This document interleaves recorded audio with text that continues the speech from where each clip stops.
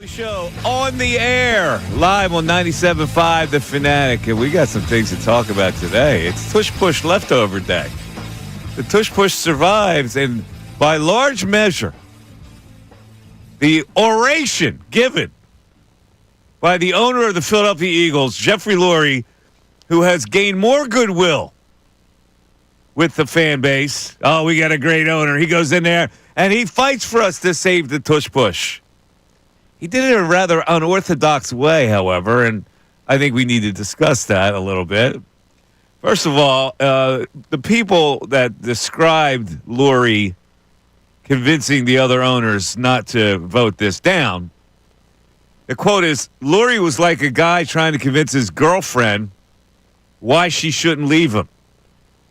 Throughout his pitch, Lurie was emotional, passionate, and at one point, crude. He said the fact that his team came up with a play so unstoppable that the rest of the league had no other choice but to try to ban it was, quote, like a wet dream for a teenage boy? Huh? What on earth? What in hell kind of analogy is that to make in front of an audience of sophisticated gentlemen and some ladies?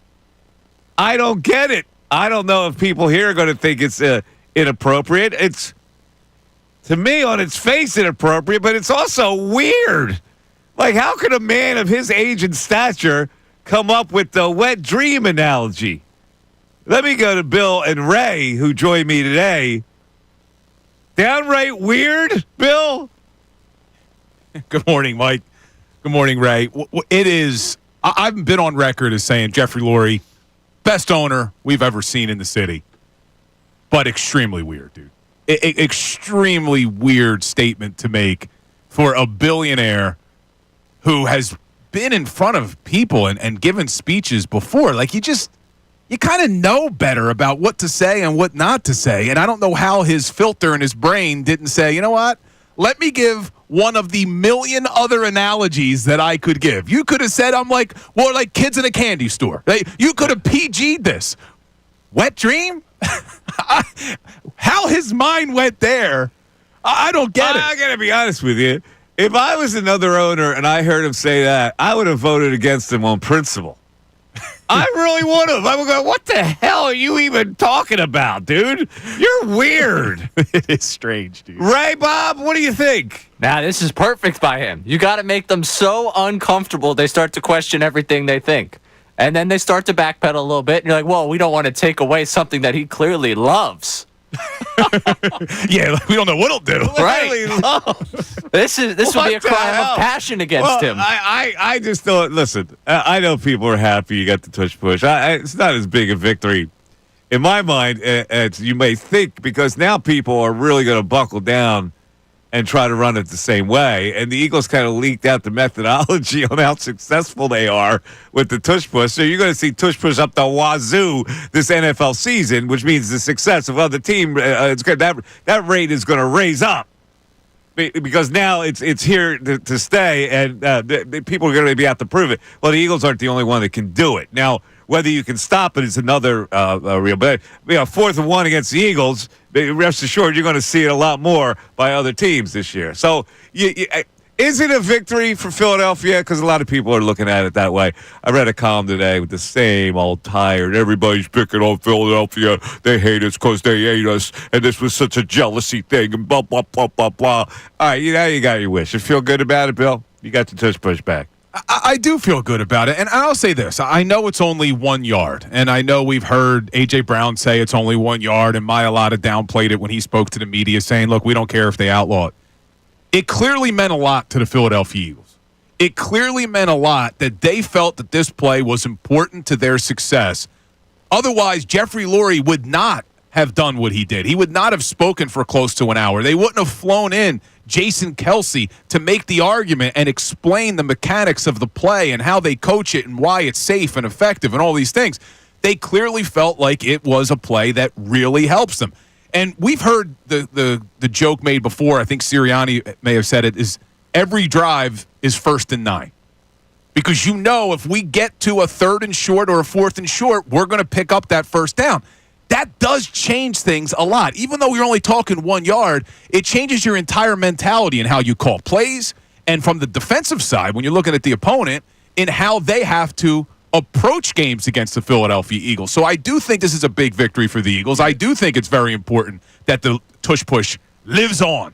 You really think it meant a lot to them to preserve the play itself, or it meant a lot to them because they felt they were really getting picked on, and it was a reflection of Philadelphia insecurity? They actually had to fight against the realm that was trying to take something from them. Really? You really think that the play was that important to them that they had to defend it to that zeal? I do. I don't think it was just you're picking on us. I do think they looked at it and said, this play helps us. I mean, look how often they've run that play.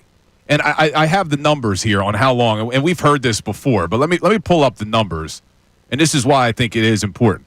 Since 2022, the Philadelphia Eagles have ran that play 108 times. The next most was the Buffalo Bills at 55. They've picked up 92 first downs in the last 3 years on that play alone, and they've scored 27 touchdowns on that play. And we've debated it. If they would have outlawed it, would the quarterback sneak been close to as effective? Probably. But I think this play is important to the Philadelphia Eagles and their success. Does it mean if they would have outlawed it, the Eagles have no chance of repeating? No. But I think it certainly helps them when they go into games having the mentality, we know every single short yardage situation, we got to play that we're going to be able to pick it up. And it's demoralizing. Like, you remember that clip of Jordan Mailata? I think he was saying to the Commanders, like, I was wondering what was going to break first, your spirit or your body? Well, this is a demoralizing play for the opponents because they know, oh, man, 3rd and short, we're screwed. One league source said it was a vote about process more than what was right. People don't like the NFL telling people how to vote. Health and safety was cited, but the chief medical officer wasn't here today. So basically it was like Roger Goodell was telling some people how to vote. They blanched at it. They listened to Lurie. They said, you know what, I guess it's not that bad. Maybe we want to curry favor with Lurie. It wasn't overwhelming, though. We go into a process saying it was 16-16. So 6 people. It was 6 people that it turned on. 6 teams. Now, I am not a huge Jerry Jones fan, but I do respect him in what he said after the vote, because Jerry Jones was quoted as saying, here we are, the world champion is the main focus of the tush push, and here we are debating it and having to decide, and I thought, this is from Jerry Jones, am I really against the tush push, or do I just not want the Philadelphia Eagles to have an edge? I don't know. I flip-flop. At least he admitted it. That, yes, it's not just about the play and how it looks. Jerry Jones admitted what we all have thought. There's a part of you that doesn't want the Eagles to have the edge. And I think it's telling that every single team the Eagles play this year, except for the Detroit Lions, voted against it. So I don't know if it's just about principle. I do think that play gives the Eagles an advantage that a lot of other teams wanted out of the game. All right, so let's get back to the crux of how it was presented. Can you just try to explain to me, like, what is the reaction of Eagle fans that heard Jeff Lurie use that analogy? I think a majority of fans are like, yeah, that's You think a majority of fans are like, yeah? I think I'm going to trust Philadelphia fans to look at this and go, that's weird. That is weird. I would like to hear from people today on that. Seriously. Because I think it's weird, and I love Lurie. It's totally weird. It's totally out left field. It's totally inappropriate for a grown man, a mature adult who owns a team, to use that kind of an analogy. It boggles my mind that could come out of his mouth. Very strange, man. It is. It is a very strange. It was so strange that when I first saw it on social media, I thought it was just like a troll account. And then you start seeing all the sources coming in, like, I gotta be honest with you. It taints the whole crux of his speech for me. But I'd like to see there, so yeah, Lurie really fought for the team, and then he does that stupid ass stuff. I am surprised that owners listen to that and then listen to what else was reported, where he said, either way, we walk out as winners with Super Bowl rings. He was pompous, too. I thought they would have been like, screw you. I would have done the same thing. I would have voted against them for that.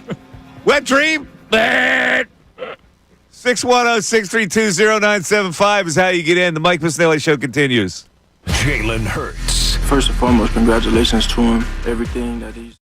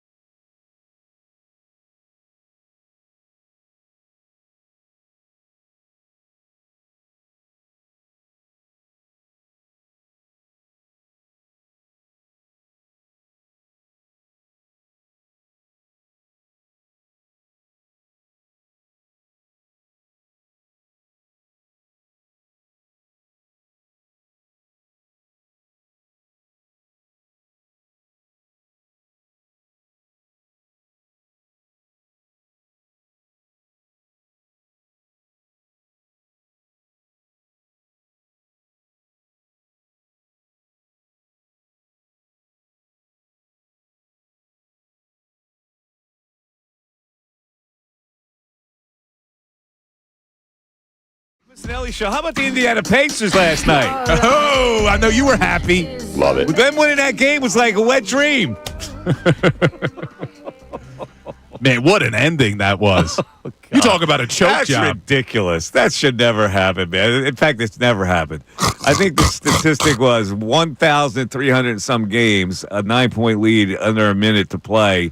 Not one team has come back to win. And the Indiana Pacers do it against the Knicks last night. I've never seen the Knicks. The Knicks usually are tough. Like, I was watching the last part of that game, and they were not even interested in guarding the three-point line. So, I know they could have fouled their way to victory. It's just not letting people. They just said, listen, we're going to buckle down. They're going to shoot threes. We got to guard the three-point line. Let them have twos. Yeah, the exact stat was trailing by 9 points in the final minute, teams were 0 and 1,414 until yesterday. That's incredible. Now, it really is. I said to you yesterday when me and Ray were trying to explain to you why you're wrong for rooting for the Knicks, it's because of the fans. I don't mind the players on the Knicks. I just hate the Knicks fans. You didn't get any enjoyment watching that collapse in front of the fans at Madison Square Garden. Maybe I'm evil. I loved every second of it. Too involved in I loved fans of other teams. Ray, you loved it, didn't you? I loved it. Yeah, I don't give them the satisfaction. Oh, it was great. I really don't. I don't give. I ignore them. It was I great. ignore the fans. But like, I'm watching the game and I'm going, God, do I miss this kind of basketball where teams just go at each other? Like, both of those teams have relentless young players with heart. Yeah, it when you're looking at it from a Sixers fan perspective, it's frustrating because you could see what maybe could have been if they built a team the right way. Like Nembhard and Neesmith last night and Obi Toppin. Like, those guys are young, energetic guys that have heart.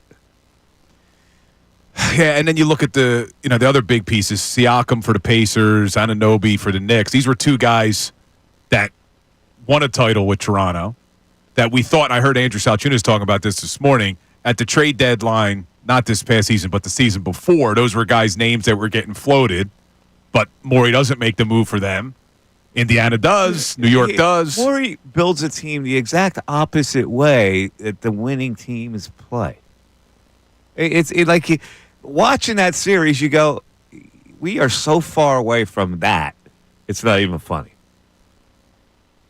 Not if everybody stays healthy. Oh, stop it. Stop Right, it. Ray? If everyone stays Stop it. healthy. There's nobody, even if they all stay healthy, they don't play with that kind of heart and fervor that the Indiana Pacers and Knicks played with last night. And you know that. You saw that. They don't. No, they don't. They're young. They're energetic. They don't know any better. They play with heart. But I will say, and I know you're talking about heart, and we got to talk about health, and I know all that. I'm not putting my head in the sand with it. But I don't look at the Pacers and the Knicks and think that they're these unbeatable, dominant teams. Like, this isn't like when the Golden State Warriors were winning every year. That's exactly the point you're making my point. They are not that. That's why they play with heart. But that's how they win. But you can look at it one of two ways. You're right. They play with heart. But I look at it as saying, well, maybe the Sixers aren't that far away because these aren't dominant teams. But they don't play with heart. Well, the Sixers don't have heart. They've got older players now. We got a bunch of They don't have young heart. Well, hopefully McCain comes back. Quentin Grimes. You're just doing this to maybe piss the me off draft today. pick. Maybe Tyrese Maxey has a good year next year. There it is. I am with you. I'm leaning more towards your side on this. Oh, you're leaning? Oh, I'm glad to hear that. But you're leaning. The one positive in watching these teams is I don't see a dominant, unbeatable force in the Eastern Conference, especially now knowing what the Celtics are going to deal with. With Tatum's injury, with their salary cap situation, the East could be wide open if Morey can make the right moves. Look, Ray's rocking his Sixers shirt today. No, I'm not. I'm rocking the NBA shirt today. Oh, that's Go all. association. Go association. You're boring me, Bill. Is that a bleep you to Roger Goodell? You're nonsense. No. All right, so what's the chat saying about the wet dream comment, Ray? What kind of text? And we'll get to a break. We'll come back with more of it. Yeah, a lot of people are against this one. Jeffrey Lurie's made a lot of odd statements during his tenure. The gold standard sticks out, but teenage wet dream, what's next? This one, a lot of people are comparing it to when Jerry Jones was talking about a certain hole, and his analogy is wrong with the crowd, but it's just like that comment where we get the context, but it was certainly ill-timed. Lurie spoke so long he lost all common sense. Mike is right. His speech lost all meaning after that statement. Very odd and disrespectful. It doesn't even... The analogy is bad. It's not even a good analogy. It's like it's just out there. Yeah, I don't understand. It doesn't connect really. If I was trying to make a point, even in like casual conversation with my group of buddies, I would never use that analogy. Like, I don't understand how that's the analogy that pops in your head. How old is Jeffrey? 70? Something like that. It's just strange. We do have one defender of it. Very What strange. does this mean he has a lot of experience with? Yeah, he's 73. I don't feel like we should go down any further down that path. Yeah, okay. I mean, I don't know. I can't figure it out. He's 73. He's worth He 5.3 relates to it billion. somehow. When he harkens back to when he was 14. Is that what it is? All right. Anyway, go ahead. We have one defender of it say, I think that analogy is perfect. Everyone is too PG. Oh my God, you're an idiot. Whoever wrote that, you're an idiot. In fact, let me identify him. Who wrote that? Marshall from Florida. Marshall, you're an idiot. 610-632-0975. Back into this. Fanatic Sports Update. Pushing forward, I'm Ray Dunn with this Fanatic Sports Update. The tush push hardly survived the owners' meeting as 22 owners voted for the Packers' proposed ban of the play. They needed 24 votes, however, to ban it, so it fell just shy of being banned. Alongside the Eagles, it was the Ravens, Browns, Lions, Jaguars, Dolphins, Patriots, Saints, Jets, and Titans that all opposed the ban. Both Jeffrey Lurie and Jason Kelce addressed the owners prior to the vote. Adam Schefter reported that their advocating for the play include trying to clear up confusion about the play. That they think that what's happening on this play is misunderstood. And in that room with Jeffrey Lurie, with Jason Kelce, they were able to clarify how the play is coached and how it's taught. We'll see if anyone tries to replicate it coming up next season, but you will be allowed to continue with the tush push going into the 2025 season. Phillies won their 6th in a row last night, knocking off the Rockies 9-5. Trey Turner, Bryce Harper, JT Realmuto all homered in the win. Phil's going for a 4-game sweep with Rangers Suarez on the mound against the Rockies today at 3:10. This update is brought to you by Mattress Firm. Get matched and sleep at night during Mattress Firm's Upgrade Your Sleep sale. Take 120 nights to love your new bed or your money back. Restrictions apply. I'm Ray Dunn on your home for NBA playoff action. 97.5 The Fanatic and 97.5thefanatic.com.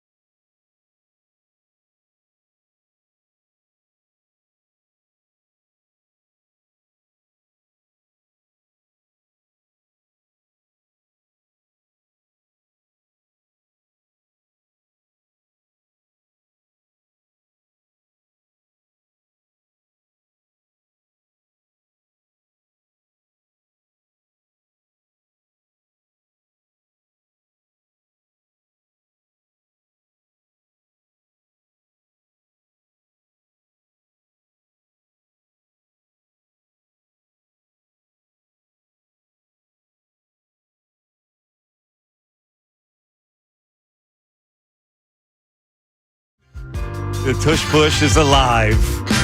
Yeah. You know, I read a column this morning. I normally Marcus Hayes columns don't bother me much because I know he's going for the hot take. But today was an all-timer where he goes down the road of let's pander to the Philadelphia audience that most of the time hates my columns. So he writes the following. This debate was never about player safety or aesthetics or the purity of football. It was always about punishing a franchise and a fan base whose composition and disposition made NFL traditionalists squirm. How? How did the Eagles make NFL traditionalists squirm? What does that mean? I don't know. I read the article, too. I don't understand that. I never looked at this as, picking on the Eagles because they don't like us. I mean, because I'm looking at the headline of the article, too, and it says it's about resentment, jealousy, and pettiness. Come on. This is such a fake bonding thing for a Philadelphia audience. Oh, yeah, see, Marcus is on our side, man. Marcus is on our side. They hate us because they ain't us. Now, I think that I truly believe that the reason Goodell wanted the play out, I'm talking about Goodell, the commissioner, I don't think he likes the way the play looks. I don't think it has anything to do with trying to pick on the Eagles. I just think he doesn't like the way the play looks. I will say, though, and Jerry Jones admitted as such, I do think when the team saw an opportunity to get it out of the game, they're thinking to themselves, well, why not? We don't run it as well as the Eagles. We don't have a quarterback that has a skill set like Jalen Hurts. So, yeah, get it out of the game. It gives us an advantage. Obviously, the Eagles work on it a lot harder. Now everybody's going to work on it harder. Like, the survival of the tush push is not going to keep the Eagles as the only team that does it well. Well, now that we know Jason Kelce, and I think we have, if you want to play it later, I think we have audio of Adam Schefter talking about exactly what Kelce presented. Mm-hmm. But my understanding was there was video evidence presented by Jason Kelce showing exactly how the play is ran, why it's effective, and how it's coached. Did he give up the secret sauce? Do other teams now know how to effectively run the tush push, or is it not going to matter because they don't have a Jalen Hurts at quarterback? See, that's where I think why it's not going to matter. Like Josh Allen and the Buffalo Bills can run it. Lamar Jackson and the Ravens, I could see them maybe trying to run it, although Lamar's not as big and strong as Jalen and Josh Allen are. But what other quarterbacks are built the way Josh Allen and Jalen Hurts are, where this play could be just as effective for them? That's what, you raise a great point. But, there's still a lot of big quarterbacks in this league that can, for the first time, attempt to do it. So we'll see what happens. Nobody's going to stop it. It's an unstoppable play. So, people say, we're going to concentrate on stopping it. You can't stop it. It's illogical to think you can stop it. It's weight versus non-weight. So do you think this offseason now, you're one of the other 31 teams, you spend time trying to figure out how to stop it, or you spend time trying to figure out how to run it? I figured how to run it. I'm not going to stop it. Yeah. There's got to be. I perfect the way we run it, and I'll get the same first down that they get. Now, the reason that this didn't pass, even though it was close to passing the ban, was because we kept saying, Lurie kept saying, and the proponents of the play kept saying, there's no evidence to show that this is an increase of injuries. Like, even though that was what the NFL said, they're worried about injuries, there was no evidence to suggest that. Do people come into this trying to hurt people now? What do you mean? Punches in the pile? Does it get a little dirty now in the tush push? Do you take a shot at Jalen Hurts? Do they try to go head hunting a little bit? Possible. Yeah. They want a great victory here, so you got to make them pay for it. I don't know. But listen, Bill, no one likes us. No one likes us. No one likes us. We don't care. We are Philly. Bleep it, Philly. No one likes us. We don't care. There it is. Yeah! Yeah! I will say this, though. Hell yeah. Opening night, Thursday against the Dallas Cowboys at the Link. When they get into their first short yardage situation and they get to the line in the tush push, how loud do you think the Link is going to be? It will be. It is going to be unbelievable. Ray loves the anticipation of that moment. Well, Ray is going to describe it the next day as a wet dream. Ray is defending Lurie on this. Do you know this? Yeah, right. Ray's a young. Ray is defending it. Ray's a youngin'. Think about the way to win an argument. Just make everyone wildly uncomfortable. If you were sitting around with your buddies and you describe something this way, they're going to be like, all right, yo, man, I'm not going to touch this any further. You know what? Have your moment. Do what you want. I think, honestly, you start backpedaling. In this case, he really wanted something. He pulled out all the stops. That included making people wildly uncomfortable. And, hey. I would have gone the other way with it. I would have been so wildly uncomfortable. I'm going, screw this guy. I'm voting against it now for that.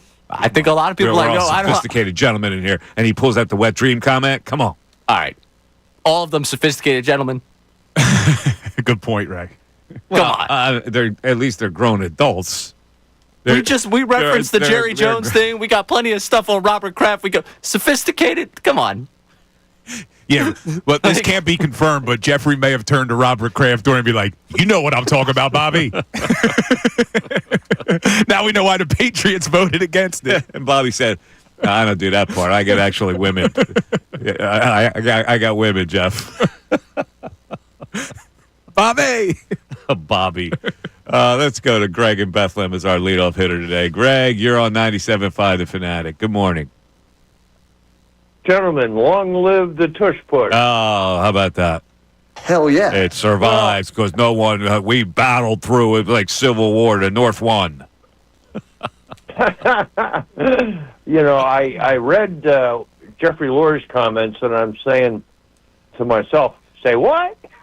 Yeah. You imagine Ulysses S. Grant giving a pep talk to the Union soldiers. Man, I want you to go out there. I want you to remember that we're fighting this like it's a wet dream. I know. It came out of left field. I had some thoughts on Sirianni. If you look at the generic head coach responsibilities around the league, and then you look at what Sirianni does, he seems like he performs more like a spirit animal than he does a head coach, but it works. What the hell are you even talking about? What does that mean? Well, it means he relates to the people. He's a spirit animal. Gets personal. He gets personal with the players. He makes them feel good. I just think they connect with him like a spirit animal would. What would your spirit animal be, Greg? I don't know. Maybe a grizzly bear. Where was that connection with losing 6-7? Where was the spirit animal? What, they put it on a shelf? He was in hibernation, maybe. Is that what it was? Hibernation? Yeah. Come on, Greg. Well, I think Greg killing me today. You're saying it in a different way. He's been called the cheerleader, and I think that's in essence what Greg's kind of saying. No, he said spirit animal. That's a little more serious than a cheerleader. Do you have a spirit animal? I'm a lone wolf. That's my spirit animal. A lone wolf. There you go. I'm a lone wolf. All right. Right. Let's go to let's take a break. There's Ryan and Glendale. A couple calls on the line. We'll get back to our text board. This is akin to the crap that I took when I said that Chase Utley with the World Believe It Champions was inappropriate. And I feel kind of the same way, that this was inappropriate. Some things smack of inappropriate. Yeah. See, the difference for me is even though the World Bleeping Champions may have been inappropriate, we've all kind of used that word. I have never used this analogy in my life. There's a strangeness to it, too. Like, yes, inappropriate in front of a group of people, of professionals, and there's women in the room and all that. But it's also just a weird thing to say. It's a very weird thing to say. The only time that I've heard that used in an analogy is when you'll hear a guy go, he can mess up a wet dream. You ever heard that? People say that? I have not, he can mess but I understand what you're saying. And they use another more graphic word to describe it. But that's the only context I've heard it in. Very strange. All right, 610-632-0975. Back after this. Connor Thomas. To Sirianni's credit, coming out of the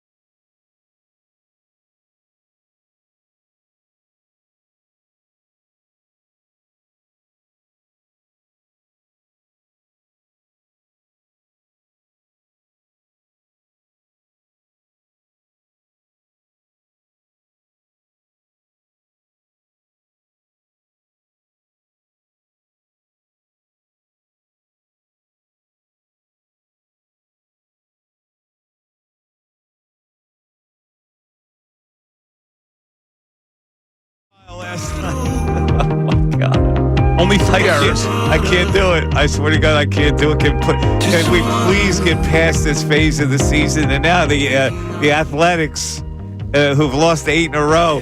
I can't take watching bad baseball, Bill. I know the Phillies are benefiting from it. I get it. They're but racking up the wins. I can't watch these games.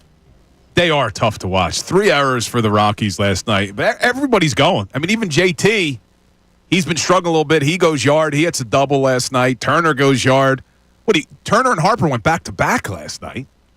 Hopefully this is a get-right series. I know they were starting to trend in the right direction, but now you got everybody swinging the bat well. Got to carry it over, man. They're in first place. 31 wins already. Here's the issue, though, and I brought this a little up yesterday. They have 31 wins on the season, but they're 18-3 against teams 500 or below. Yeah.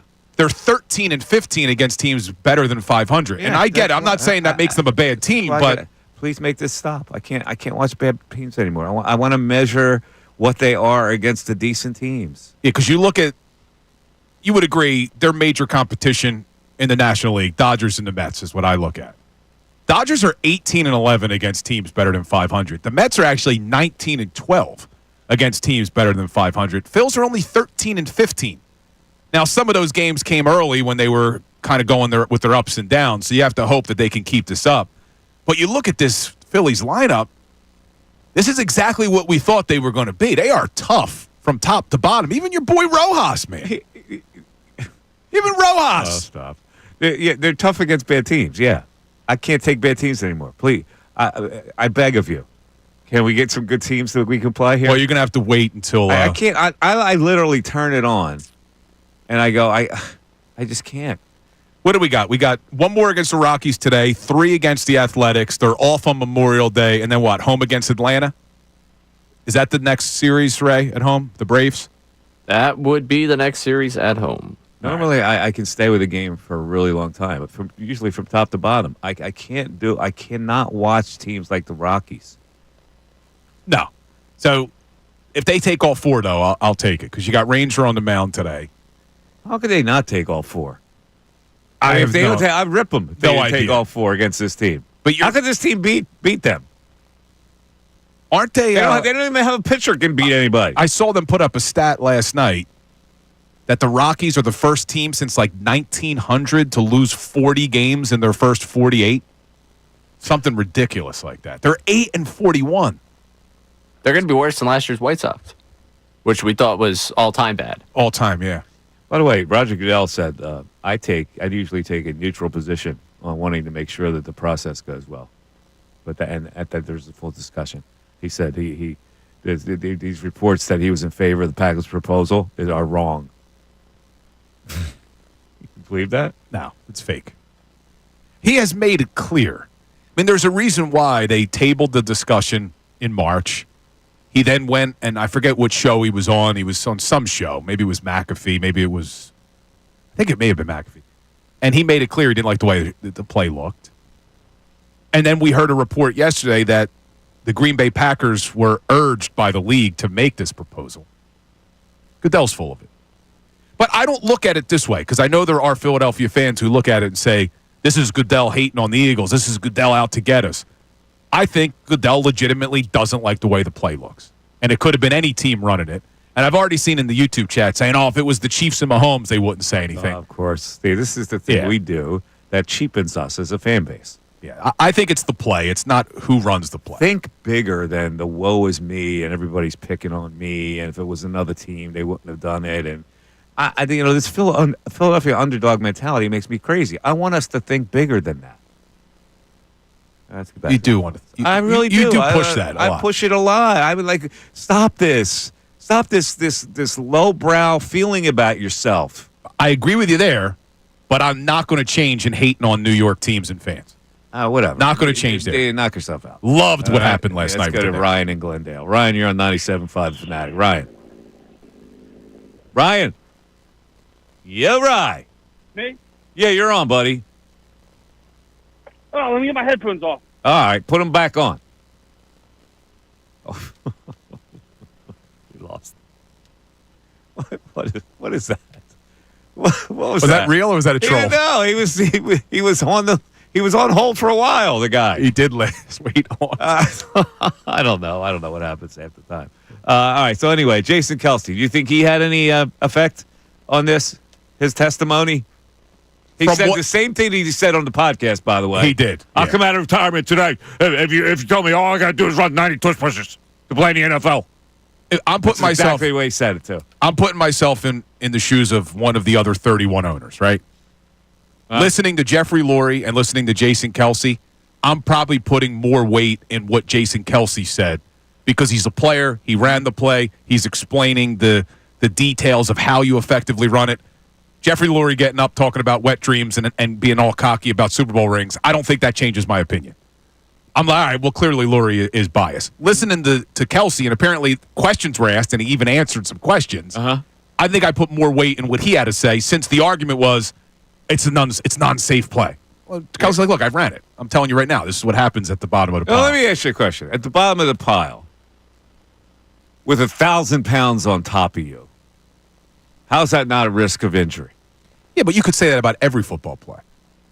I mean, every tackle you got people on This is you. more piled up than most. Not This is a necessarily. pile of more poundage. Well, how's it any different from any other quarterback sneak?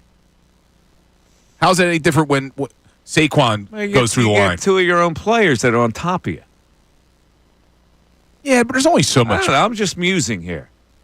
Well, You that's go to 'cause- a bottom of the pile, and we get like 5 people in here to lay on top of you. Is that going to be uncomfortable? Is that going to give you a risk of injury to your ribs or anything? Well, of course They're it gonna would be. squish But, you? I mean, I've never played at this level, obviously, but there's times when I played football. You're you in have the pile? Yeah, you got people on top of you. Bill in the pile Anytime there's a loose fumble, onside kick situations. with those lighter weighted Division III players on top of you. Yeah, everybody. Maybe it'd be Right, different that's not- if I played at the higher That's not level. 1,000 pounds, right? You got Still- 131 pound Skippy on top of you. It's still a lot of weight, and some of the things that happen under the pile aren't always enjoyable. Yeah, I know. Things that get grabbed, Yeah, they grab your testicles, they spit at you. try to do anything. Yeah. Yeah, I know. I got it.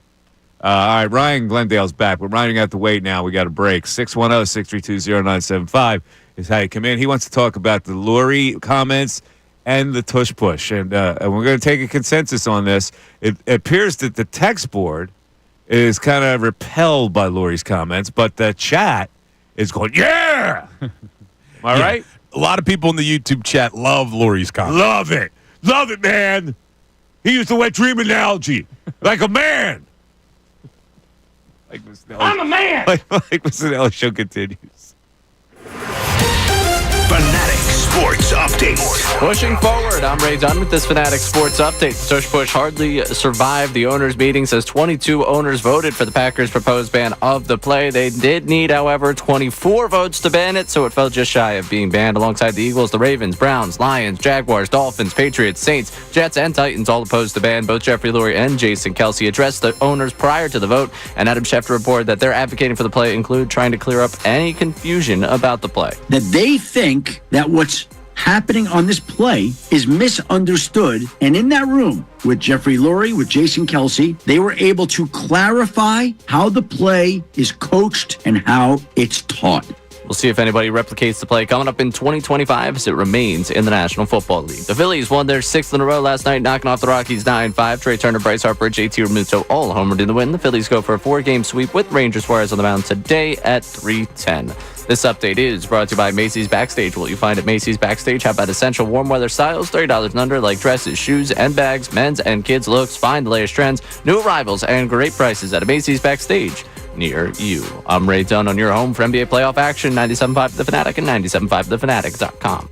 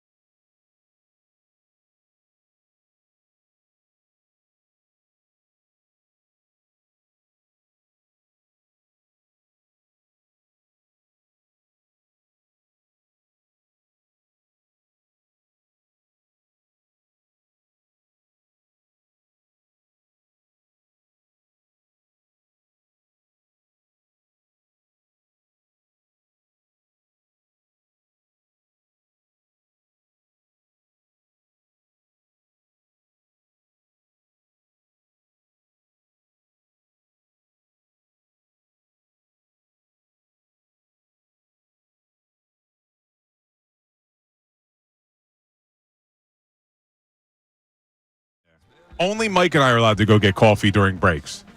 You need to be manning the board there, Ray. Anyway, just kidding, What Ray. were you saying? If I was a player, I'd hate being on Hard Knocks. I would. So I understand A.J. Brown not wanting the cameras behind the scenes or in the locker room. You probably got to be careful everything you say. Where's there a camera? Yeah. But as a fan, as a sports talk host, I love it, man. More content, the better. Those behind-the-scenes things I love. Like the Eagles already do a good job with their unscripted series that they put out a lot where you could see behind the scenes. Mm-hmm. But now that we're going to have Hard Knocks following the Cowboys, Giants, Commanders, and Eagles in season, yeah, sign me up. You like that, huh? Love it. Okay. But you can understand why AJ don't want it. AJ don't want it? Yeah. Okay. I know it's doesn't. I've told you before. It's casual conversation. Casual. Yeah, all right? like we're talking about wet dreams and stuff sure. like that. I know. I like Let's let Mike corrects everything me hang on out. a don't, and he'll yell, "Your sister." Well, that's grammatically correct, you sister. It is grammatical. Well, how do you spell your? Yeah. Y-A. Is it Y-O-U apostrophe R-E? Your sister. Is that, by the way, now you bring something up. What? Text messaging? Do you correct yourself if you spell your incorrectly? I do all the time. Same. Bothers me. It's like nails on a chalkboard. It does. Because a lot of people don't know the difference between your and you are. But anyway, I can understand why the players do not want it, why A.J. Brown does not want it. You don't want it? But as a fan, I love it. I hear you. Do you hear me? I hear you. Let's go back to the phones. Ryan in Glendale is back with us. What happened to you, Ryan? What's going on? Ah, man. I meant to hit the microphone button. I hit the end call button. It happens. So don't this worry about vote- it, Buck. I know. So this vote was a foregone conclusion. It was going to get banned for a long time. Mm-hmm. And then in comes Jeffrey Lurie. Saves the I don't day. condone it, but he drops that wet dream line, and, he flips the vote. He was like underdog. Comes flying And he in. flipped the vote. Underdog! And flipped the vote. He flipped the vote. And also, flip the vote.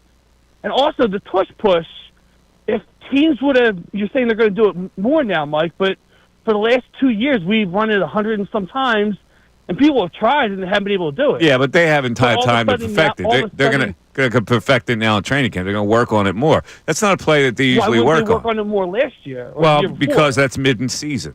So the tush push became such a weapon that now people are alive to it. I guarantee you that people will run it better. I hear you. Thanks for taking my call, I mean, guys. you have to. You have to run. You know, at this point, survival is you got to run that play just like they do. Now, even though the vote didn't pass this time, if all 32 teams start running it next year, and all 32 teams are running it at an extremely effective rate, like over 90-something%, They'll ban it. I could see it where it would get banned at that point. See, my thing with this team and the way the play is ran now is other teams haven't been able to replicate it as effectively. And even the Bills, who have Josh Allen, Mike, they got stopped, 3 or 4 times in the AFC Championship game trying to run this exact play. So we say it's unstoppable. Not really. Well, you got to perfect it. So you got to spend an hour on it, training camp, a day. You know, do stuff. Well, like that's what that, the Eagles do. Well, Yeah, of the course Eagles do that's spend what time. I mean. So they didn't they just reveal how they do it? Kelce revealed exactly how he do it. Now The that was secret sauce. was that good? The secret sauce? Revealing the secret sauce? Did he have to go that far? I guess the Eagles knew what he was going to present because they had to have the video evidence ready. But let me ask you this, because I've seen this circulated on social. I think Ray may have even put it on the show sheet today. Was Kelce just trying to win back good favor with the fan base by jumping on board here? Because people were down on him, right or wrong. Why were they down? Because he was rooting for his brother in the Super Bowl. People were down on that faded out though. on him. So this is a Got way universal acceptance in this town. That faded out. If you were down, I was never down on him for that. But if you were, this win you back over. Or oh man, Jason, he's one of us. He's a Philly guy. That's all it would take too. 610-632-0975. You're listening to the Mike Missanelli Show on 97.5 The Fanatic, WPEN HD1 Burlington, Philadelphia, a Beasley Media Group station, broadcasting live every day right here from the Comcast Business Studios, powering possibilities. It is 11 o'clock. 11 o'clock. And the Phillies win last night. The Knicks blow a game that's mind-boggling. That they were ahead by, what was the lead? A double-digit lead before they started losing it. Was it 16? What was I thought it was 18 even. Like what was the extent of that lead, Ray? You remember? I'm going to Must have been 18 because I think they went on a 16-0 run when they were up 2. I think it was 18, and they wound up in the last couple of minutes, and they blow it. I actually turned the game off. A lot of people thought it was over. Yeah, I thought it was over. I moved on. I did too. I had to find something to watch on television because I couldn't watch baseball, and then basketball was over for me, and so that was the end. We still had the Phillies. That's all I couldn't watch it. You couldn't watch? No, I couldn't. I swear, I could not go back to it. The Knicks' biggest lead was 17. 17. All right. In the fourth. 17 in the fourth quarter. You just have to feel today for all the people in New York. You do. I mean, it's just been such a long, tough road. They were so close to getting that first win, get up 1-0. That place was rocking. I mean, you do have to feel for them. You're being sarcastic. No, of course he is. You're being sarcastic. You have to have some sympathy. Obviously, it's an emotional toll. It's tough to deal with. They have gone up. They have. I was listening to this morning. They've named roads for all the players. Mm-hmm. Have you seen this? I have. Yeah, they've named roads for all the players, like from the first man all the way down. In New York? Yeah, like they put up temporary names for certain roads, like Tyler Kolick Boulevard, and And you root for this team. No, it's And Mike's rooting. I can't wait. That's a fan base weirdness because they're too big to do that. That's like chump cities would do something like that. Like New York City shouldn't do something like that. So I ignore their fan base. This is the thing about you and I that's different. I just look at the team and I go, that team is really a good team. I like the way they play. I admire that. I don't anything outside of that I could care less about. Yeah, can't do it. I can't do it. If the fan base for you taints the way they play excellent basketball, that's what you're telling me? Yeah, I don't want them to win. And we sit here and we got horse crap basketball, and there's a team there that's to the north that plays great basketball, and you bring their fans into it. Yeah, maybe it's a little jealousy. I don't care. I'll admit it. It's not just the fans, though. This goes back to a great Seinfeld bit. It's the laundry. They're in Knicks gear. They're wearing Knicks gear. I don't like people in Knicks gear. It's true. That blue and orange I just don't like it. Gets you. Like, if the Commanders go on a run next year in the playoffs, am I supposed to be a big Commanders guy because they haven't won? Yeah, because you like the way they play, Ray. Yeah, that Jaden Daniels is a lot of fun. Just wait until the Cowboys get good, right? Mike's gonna be like, Miles Sanders, You guys can eat. Micah Parsons. No, here's the Penn bottom State line. The guys, they Commanders play you should hard. never root for because their owner owns a team here and makes more of a priority that football team. That's why you should never root for the Commanders. There's a crossover there that's unsettling and should be unsettling to a Philadelphia game. But in New York, I care. Well, here's the difference. Tired too. of being jealous in New York. Like, I don't love Boston fans either, but when Brady was doing what he was doing, I started to respect the greatness, the GOAT status. Well, that's what I do here for teams. But I don't, as good as Jalen Brunson is, as hard as that team plays, they're not GOAT status to me. It's not like you're rooting for Michael Jordan. It's not like you're rooting for Tom Brady. The idiots that all these years hated LeBron. Like, how do you hate LeBron? Like, you're hating greatness? You might not think he's as good as Jordan, but how do you hate him? Yeah, there are a lot of people who hate him. It's ridiculous hate. And he hasn't done himself any favors with some of the things he's done. Like what? Well, the decision annoyed people. The decision? And That's now, what he's done? And now with his son, that annoyed people. So he's ever been in criminal areas? You're preaching to the choir with this. Okay. I'm saying why people how do you have been understand annoyed. it? You understand it, you said. No, I didn't say I understand it. I said he hasn't helped himself with those fans. The ones who already were hating on him, when he does stuff like that, it gives them ammunition. Come on, man. I appreciate greatness in any sport.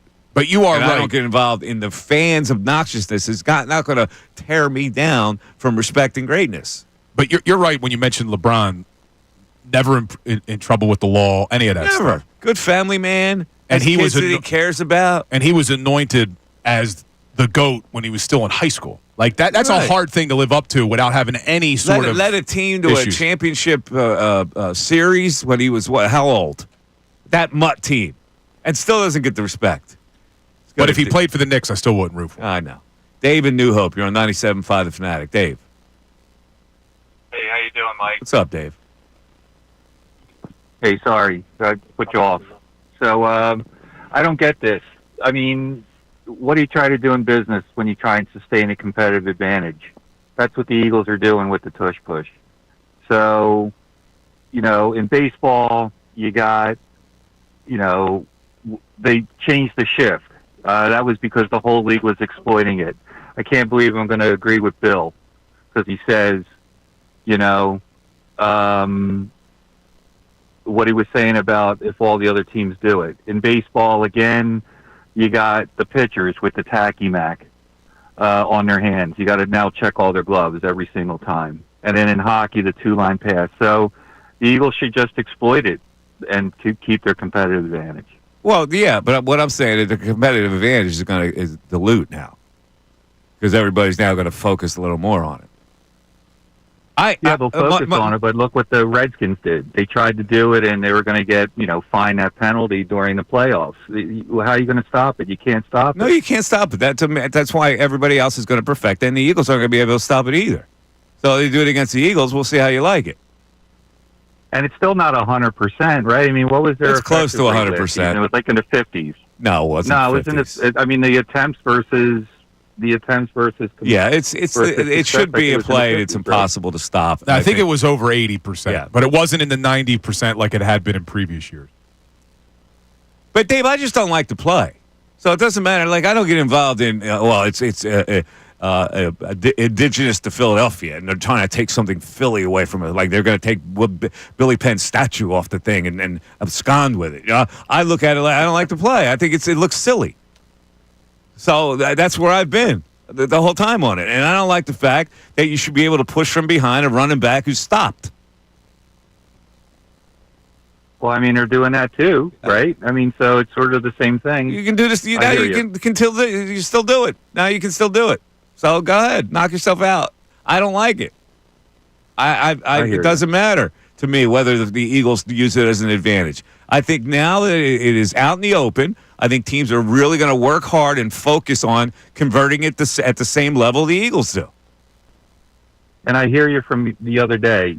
Bill got lucky. We all got lucky with that big losing streak with Sirianni. The whole city got lucky that we got to the Super Bowl. Yeah, there you go. It was luck. Sometimes it's luck. I'm the dumbest coach in the world. Right. Sometimes it's luck. Sometimes a guy that doesn't deserve to come back comes back. He deserved to come back. And the Red Sea parts, and Bill looks like a hero. He deserved to come happens. back. I can't have this argument anymore. Sometimes you got a four-leaf clover that grows out of your buttocks. 610-632-0975. Back after this. Philadelphia.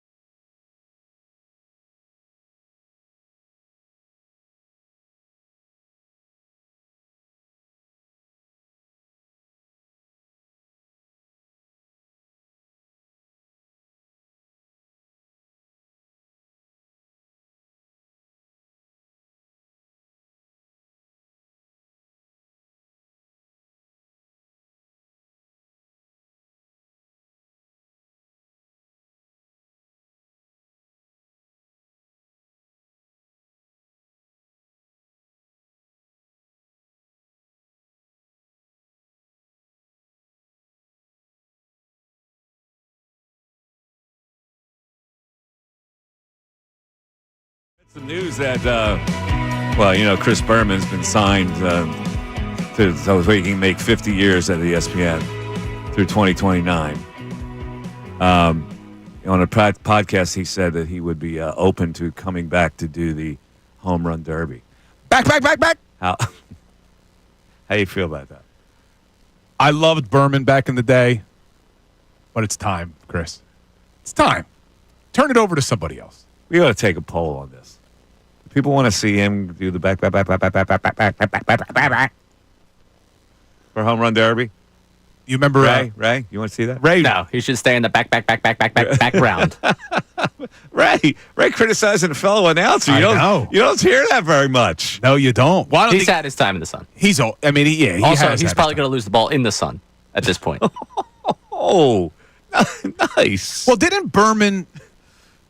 I thought he retired years ago. I thought he did too. But then they brought him back. He had the itch to come back. Because they used to do the fastest 3 minutes in football on Monday Night Football. Do they? Is that what he does now? He does it. They do prime time, but I believe it's on ESPN Plus or now And whatever it's they're not calling 3 their- minutes anymore. No. I think it's like the fastest 90 seconds. They cut it. But he had retired. Yeah. Because who was the guy he used to be with all those years? The two of them together. Forgetting his name now.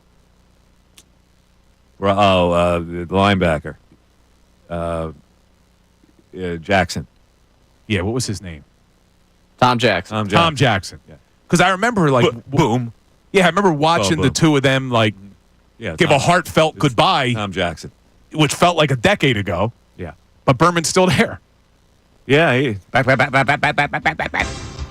it is. Yeah. Eric sleeping with the enemy. Actually, one of his good I ones. kind of ripped him off when I do my my Monday football. A little thing. bit. Yeah, I kind of rip him off. So, who am I to talk? That is a great. I'm too old to do that too. But that audio right there does get you excited. But yeah, I don't need to see Boomer anymore. See the back. He's a big dude, man. Maybe people like him. He's a big dude, Berman. You ever meet him in person? He's tall. Yeah, he's a big lug. Yeah. He was always a fan of Andy Reid. I remember when Andy was the head coach of the Eagles. You know what? We do so many alternate broadcasts now. We could do the nostalgia cast where you put Berman there. That's ESPN2. If you want to go tune in to back, you can go back over to that channel. That's a good point, Ray. They should do that. Ray fired up about Berman. I like it. He is fired up. I never heard Ray this I never critical. heard Ray. Never this that critical. Way. All right. Well, anyway, that text board is open. You want to see him or not? Did you like that? A lot of people liked it. I don't know. A lot of people liked his corny nicknames and stuff. Yeah, he would always change the names. It was always good. Was he always one like rumbling, tumbling? Like, wasn't that him too? No, it was funny. It was a good bit. I enjoyed it. I hate it when he would go, what the hell is that? What was that? That was pretty good. Tim in Jenkintown. You're on 97.5 The Fanatic. Tim. Hey, that was a good impression. No, I'm anti the back. But, the owners never cared whether this play was safe. They just thought it was an angle they could take to get rid of it. And, I thought it was a little cheap having our owner and ex-player go and argue so hard for it. Mm-hmm. I'm against the play. I think every athlete should succeed or fail based on their own ability, not someone pushing them from behind. And there's really no comparison in any sport where you can help a guy do his job. So, and you're right, everyone's going to do it now, and it's probably going to be the latest version of the Wildcat, where you have one player come in just for that play. Like, I think the Giants are going to use Cam Scatterbo for that very play, because you need someone short and stout. Yeah. So I don't like it, and I think it's going to be overused, and it's just terrible to look at. Yeah, there's no question in my mind that people are going to work on this hard now. Just to make the Eagles look bad. Like, yeah, okay, now we're going to work on it. You perfected it. It's your play. Now we're going to steal it from you. That's what I would do. Like, okay, yeah, they fought so hard to keep this thing. Now we're going to do it just as good, or if not better than them. Yeah. All right. I'll see you guys. All right, brother. There you go. From Jenkintown. As Nick said, if everybody could do it, everybody would do it. Well, now they got to show that they can. Well, I think they are going to show it. And he's right. Jeffrey Lurie did argue hard for it. He did. And that's why I don't think this was just a matter of principle. You completely missed that. Oh, I got it. That's all But right. I'm bump. Hit the thing right there. Don't worry about it. It's all right. There it is. I did miss it. Although it was very good. Very good one. Thank you. I want to ask you something. What were you saying? I don't remember, but you mentioned someone mentioned Billy Penn. I think it was Ray or the caller. No, we were talking about Mike. we were talking about the Knicks naming all the streets and all. Yeah. What was your opinion back in the day when they would hang stuff on Willie Penn?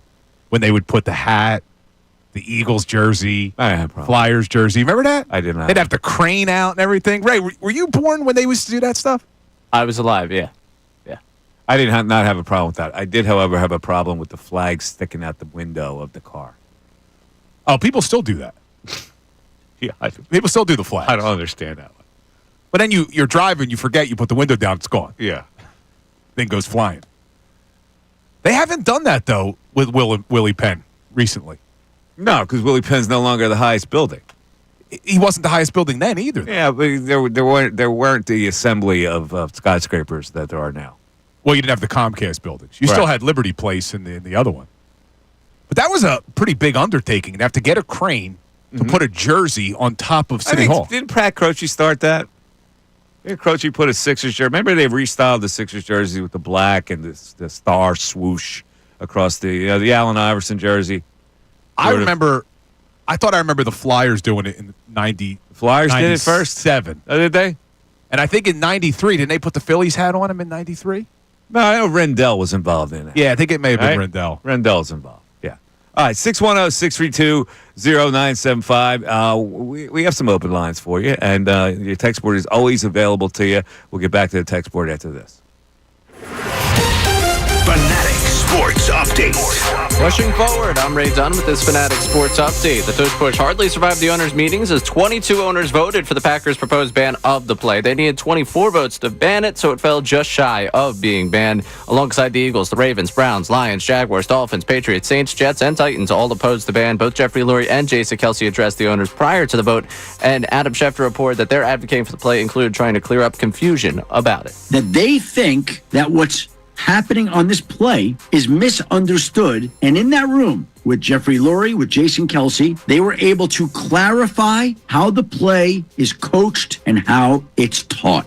We'll see if anyone tries to replicate it in 2025 because the play remains in the National Football League. The Phillies won their 6th in a row last night, knocking off the Rockies 9-5. Trey Turner, Bryce Harper, JT Realmuto all homered in the win. The Phillies go for a 4-game sweep of the Rockies today with Ranger Suarez on the mound at 3:10. This update is brought to you by Erie Insurance. Celebrate 100 years of protecting your family's most priceless moments. Then, now, always Erie Insurance. ErieInsurance.com. That's ErieInsurance.com. I'm Ray Dunn, your home for NBA playoff action, 97.5 The Fanatic and 97.5thefanatic.com.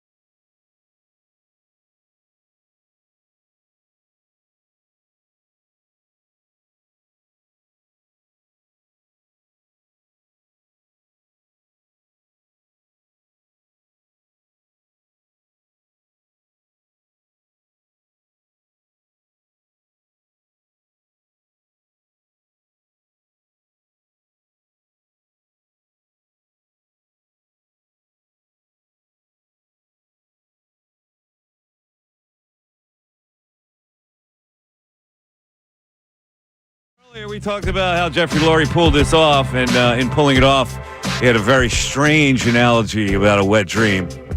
I don't know how much text board flavor we have on this, Ray, but what is the consensus about the Jeffrey Lurie's wet dream comment? Zach from Thorndale. Now, what Lurie said was straight up weird and should not have been said. But I got to say, I love him for being so weird. Go Birds. I love him for being so weird. Yeah. I thought we would do right now something called the hot list. Now, these are the 10 hottest things going on or people going on in Philadelphia sports right now. So help me out here. Can you help me out? Lurie's got to be up there Lurie's now. number one. Yeah, Lurie's up on there. the hot list, Lurie. I got Lurie. Number 2, A.J. Brown, who's been in the news a lot lately. But he had the commencement thing, the whole thing. Yep. Schwarber, 3. Schwarbs. Lizardo, 4. Working his way up to Cy Young. Romano, 5. That's my guy. Revival tour continues on. Romano, 5. All right, now help me out. Kelce, 6. Nah. No? I don't know. Oh, come on. For what he did yesterday, Kelce, 6. He's on the hot list at 6. I don't know. Would you still have Hurts in the top 10? I think you have to. Hurts. Hottest. How about Trey Turner, man? Turner. You don't hear people complain. You said that yesterday. Lurie, A.J. Brown, Schwarber, Lizardo, Romano, Kelce, Hurts, Turner. How many is that? 7. 8. That's 7. That's 8. Who else? Wait, you said Lurie, A.J. Brown, Schwarber, Lizardo, Romano, Kelce, Hurts, Turner. Oh, because you're including Kelce.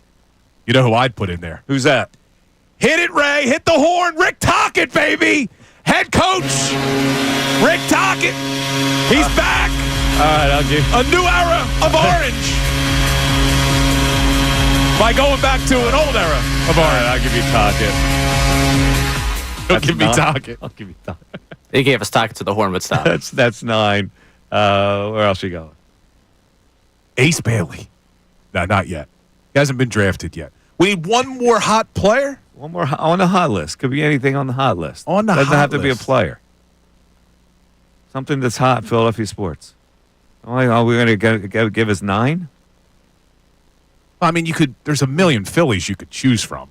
But you already gave Schwarber. I mean, look, Bryce Harper, since he shaved his head, has been lights out. Been hot. He has been lights out. No Sixers. No. That's the only team not represented here in the hot list. It is the only team. Except if you want to go Ace Bailey. Which we don't even know if they're going to draft him. I'm still not buying all these reports, too. There's now all these reports that the Sixers are not trading the number 3 pick and that they are going to sit tight. I agree with that. No, I don't agree with that. I think that's what they're going to do. I think they're sitting tight. See, I don't believe anything, though. And this isn't because of what Harden said about Daryl Morey. It would be dumb for him to say, oh, yeah, we're trading it. He needs to justify what he created. He's not going to abandon it. He's hell-bent to put the way. When I put that together, I had grand ideas. Now, they got derailed last year, but we're going to run it again. You're right, because trading the number 3 pick with either Paul George, Tyrese Maxey, or Joel is an acknowledgement that the big 3 I put together was a failure. Exactly. And you can't trade the number 3 for a star unless you include one of those 3. He still thinks he's right. I think you're correct on this. He still thinks he's right. I believed him when he talked to you when we were down at Truist. I believe that Morey thinks that this is the way for them to win. With this big 3 and then just get some other younger pieces around them. I totally agree. Now, Ray made an interesting point to me before the show. He said if he was playing a video game with this Sixers team as constructed, he'd be as happy as could be. But injuries aren't in video games. And he's right. Like, Daryl Morey's playing a video game. Like, you put these guys together, we're ecstatic. Hell, even Kyle Lowry is good in a video game. If you ignore the fact that Paul George is 34 years old and has no desire to play, you can do that. You think there's any chance George comes back hungry next year? No. Back to the phones. Conversation over. George Horsham, you're on 97.5 The Fanatic. Paul George? Yeah, hi, guys. What's up, George? Hey, isn't it a good thing that Sirianni didn't make the wet dream comment?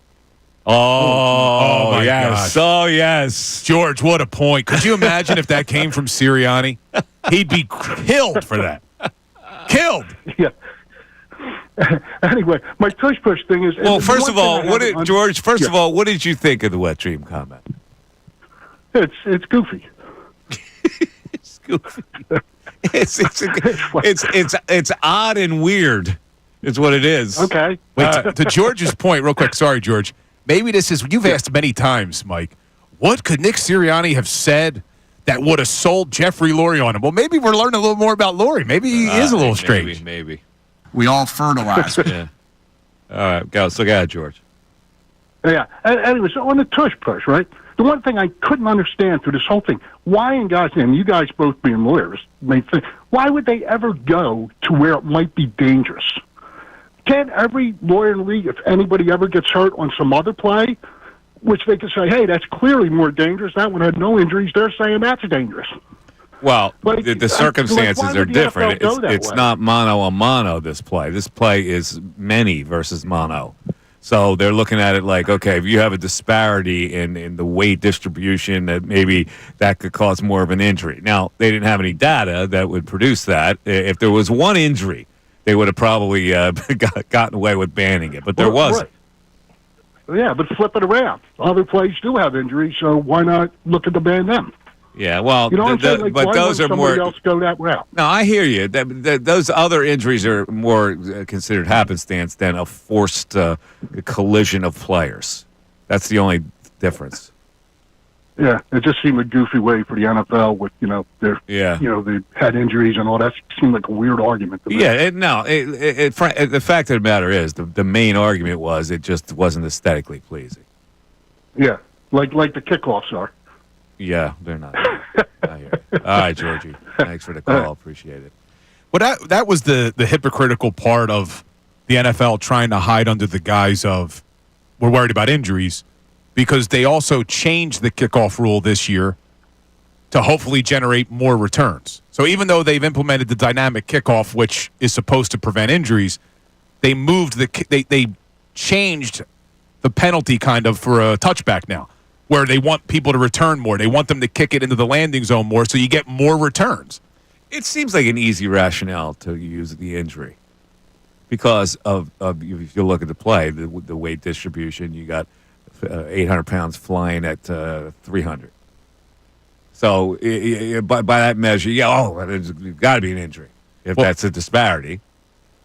In addition to the wet dream comment, Jeffrey Lurie was also quoted by sources as saying this is the safest play in the history of the game.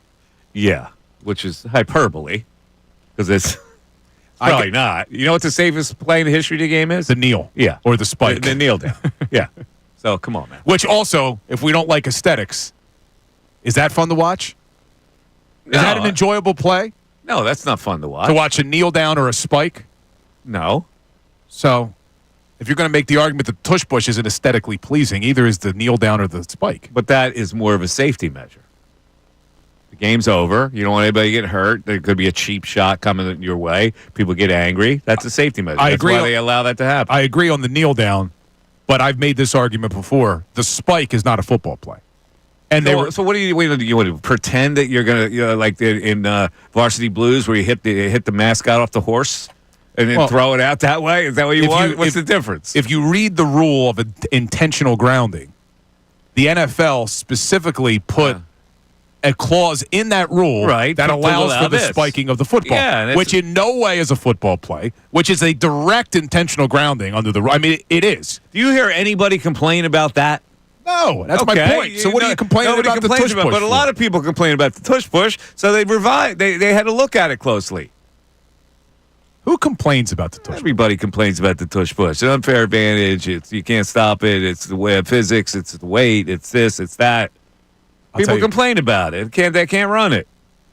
Lurie, even though strange comment, great businessman. Did you see what the Eagles are already doing? They're already trying to profit off this. Oh, are they? With shirts. Their social media team went crazy. Wet dream shirts? Not that. Oh.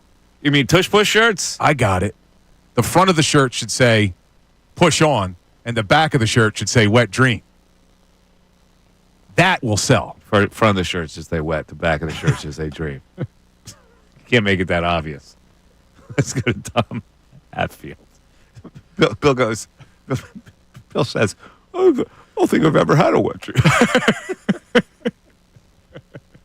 That was off air. Of course he wouldn't. That was of off course air. he wouldn't. Only Bill is the only man on earth. I said that. Nothing is private. I said something off air.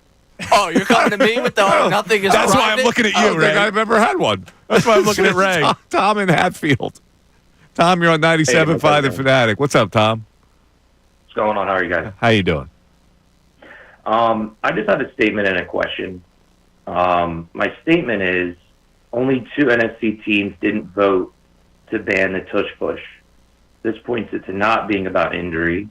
It's all about selfish reasons by mostly NFC teams not being able to stop the play or execute the play themselves. So only 2 NFC teams versus the rest of the league. So it just points to, I think, for selfish reasons, being in the NFC and not wanting to face the Eagles doing that. Yeah, I don't know. Listen, everybody has the different reasons for wanting to do it. If they think it's an unfair advantage to the Eagles, you're kind of giving in. Like, I would hate to be a team that says that's an unfair advantage for them without me saying, well, I can do the same thing. Okay. Yeah, I mean, it's kind of weak, isn't it? Like, you're admitting weakness when you say that.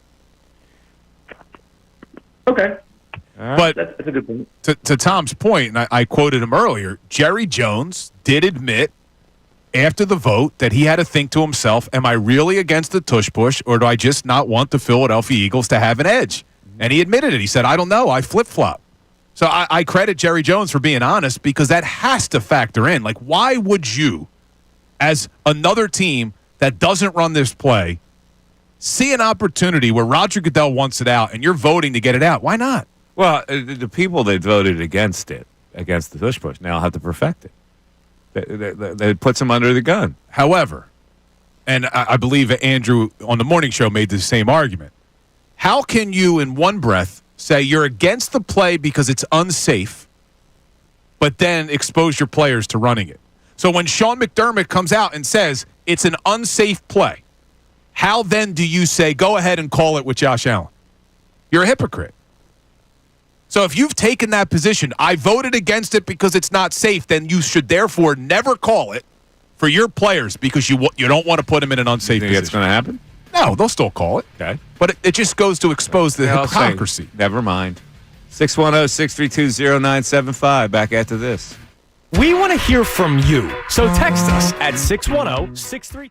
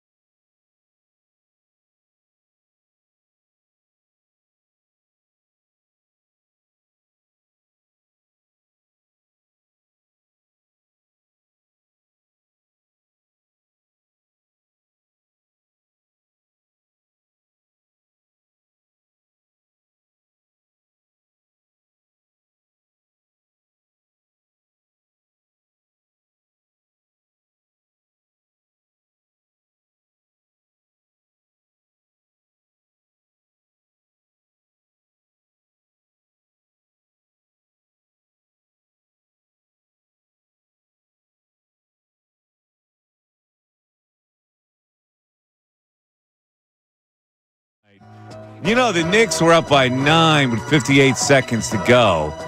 They wound up getting the game into overtime, even though they scored 4 more points. It wasn't like the Pacers scored 9 in a row to tie it. The Knicks scored twice during that whole span. Yeah, that's wild. Like that whole. They even scored and couldn't hold them off. But then I thought, after Halliburton hits what we thought is a 3, and he does the choke symbol to the crowd and everything, and then they review it, determine that his foot's on the line. I'm thinking, the Pacers are going to lose in overtime. Like that wave of emotion, they're not going to be able to get it back. Proved me wrong, happily. I'm watching the game, and Brunson gets his 5th foul. Early? Yeah, 10 minutes to go. And the Knicks are up 2, I believe, at the time. Then they go on a 14-0 run without Brunson. And that's when I turned it off. Yeah, everybody thought it was over at that point. I did too. Karl Anthony Towns getting all cocky, confident. Did you see he picked up a New York accent now? He's from there. I know, but he never talked like that before. He's playing it up now. He's playing it up. You just have such hatred for New York, man. You're such a provincial Philadelphia. I am. You know why, though? I've told this before. This is part of the reason I get so obsessed with Joe Shane with the Giants. For whatever reason, Gettysburg was full of New Yorkers, man. Like, everybody at Gettysburg was from New York. That's not everybody else's problem that you went to school with New Yorkers. You should have handled your business then. Well, first of all, growing up here, I told you, from a young age, my grandmother constantly said, we hate New York teams. And then I took that into college with a bunch of New Yorkers, and it's always been there. I just don't like it. And then I did a summer internship at a law firm in Manhattan. I had to live there the whole summer. Couldn't stand it. I don't understand the love affair with New York. I much prefer Philadelphia. Much prefer the city of Philadelphia.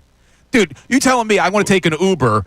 If you're on the Upper West Side and you want to get down somewhere, you're talking about like a 45-minute cab ride. I could be down the shore from Philadelphia. And subway like normal human beings in New York do. Oh, yeah, because the New York subway's fun, too.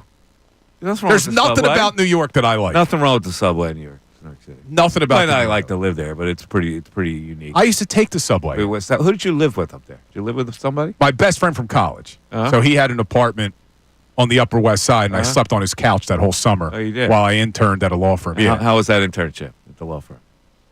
It was okay. Yeah? The problem was the office was right downtown in Times Square. Mm-hmm. So, number one, I'm battling tourists trying to get to work every day. You're so soft, man. It's brutal.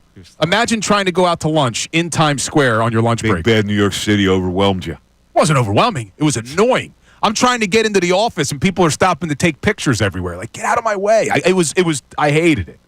But granted, Times Square is as touristy as they come, though. Yeah. I just think Philadelphia, man, we got great restaurants. We're close to the beach. Great sports teams. I don't need New York. I also, hey, everyone in New York, hardly anybody grew up there. They all move there, and then they just become these New Yorkers. Bothers me. Get out. You share the same hatred, Ray? I mean, I'd never want to live in New York, but I don't know if it's... Right, you're headed that way. No? You get a big play-by-play job, you know? Yeah, those guys live everywhere. You get flown different places. I know, but still, you got to have the flavor of the city. I'll stay in Philly. I got International Airport right here. Dude, we got take me everything anywhere I want. Exactly right. You get the Yankee job. Where are you going to live? At the ballpark, I guess. Yeah. Then we would allow it, right? You get the Yankee job. I get the Yankee job, then we'll talk about the Mets job. You get the Mets job. You take the Mets job, or you be like Bill, I can't take the Mets job. What about the... I hate the Mets and I hate their fans. What about the New York Red Bull? Would you take that job? I'd take that job. I'd take the job. Tom McCarthy took the Phillies job. He grew up a Mets fan. He did. Wait, he grew up in Trenton? Where'd he grow up? Above that. Above there? In that area. Yeah, like we started this conversation with Karl Anthony Towns. What is he from, Newark? Yeah. Still, Philly, far superior to New York City. Yeah, I wouldn't want to live in New York. Far superior. Would not. Dude, we could play this tape back if I ever get a job in New York. Yeah. I'm telling you, I thought it was going to be a great summer living there. Hated it. I think I could do it for a summer. Well, like, I had fun. Like, all my friends were there. Like, going out was fun. But I'm like, I don't see the big deal. Like, New York is so overrated. Philly's a great city. Yeah. I like that there's everything you need here. New York is not overrated. Overrated. It's not overrated, Bill. Come on. Oh, you're a Knicks fan, so you like it there. And a Mets fan. Overrated. How many hours did you have to work there at that internship in New York City? 40 hours a week, maybe more. Yeah. Not more than 40? You weren't? I was probably doing more than 40, yeah. What kind of things were you doing in that internship? So it was a really interesting law firm. Mm-hmm. They represented insurance companies in plane crashes. So I was dealing with massive tragedies. Mm-hmm. And I was on the other side of it. Like, you're not helping people. This is going to get a little technical here, but the main focus of that job was we were filing what are called forum non-convenes motions, trying to get cases moved out of New York City to wherever the plane crash occurred. So, like, if a big airliner goes down in the Philippines, the lawsuit would get brought in New York because we have better tort laws. We're trying to get the case thrown out to the Philippines because if you're successful, good luck. Yeah. Did you ever make a trip to the Philippines? No, but the lawyers, because I was only an intern, the lawyers traveled all over the world. They didn't take you along like their little buddy? I was only there for 10 weeks, I think. 10 weeks, and then where'd you go? But they traveled like crazy. Back, got a job in Philly? I'm like, yeah, you couldn't pay me enough to live in New York. You would have made a lot more money. No thanks. 610-632-0975. Back after this. Fanatic Sports Update.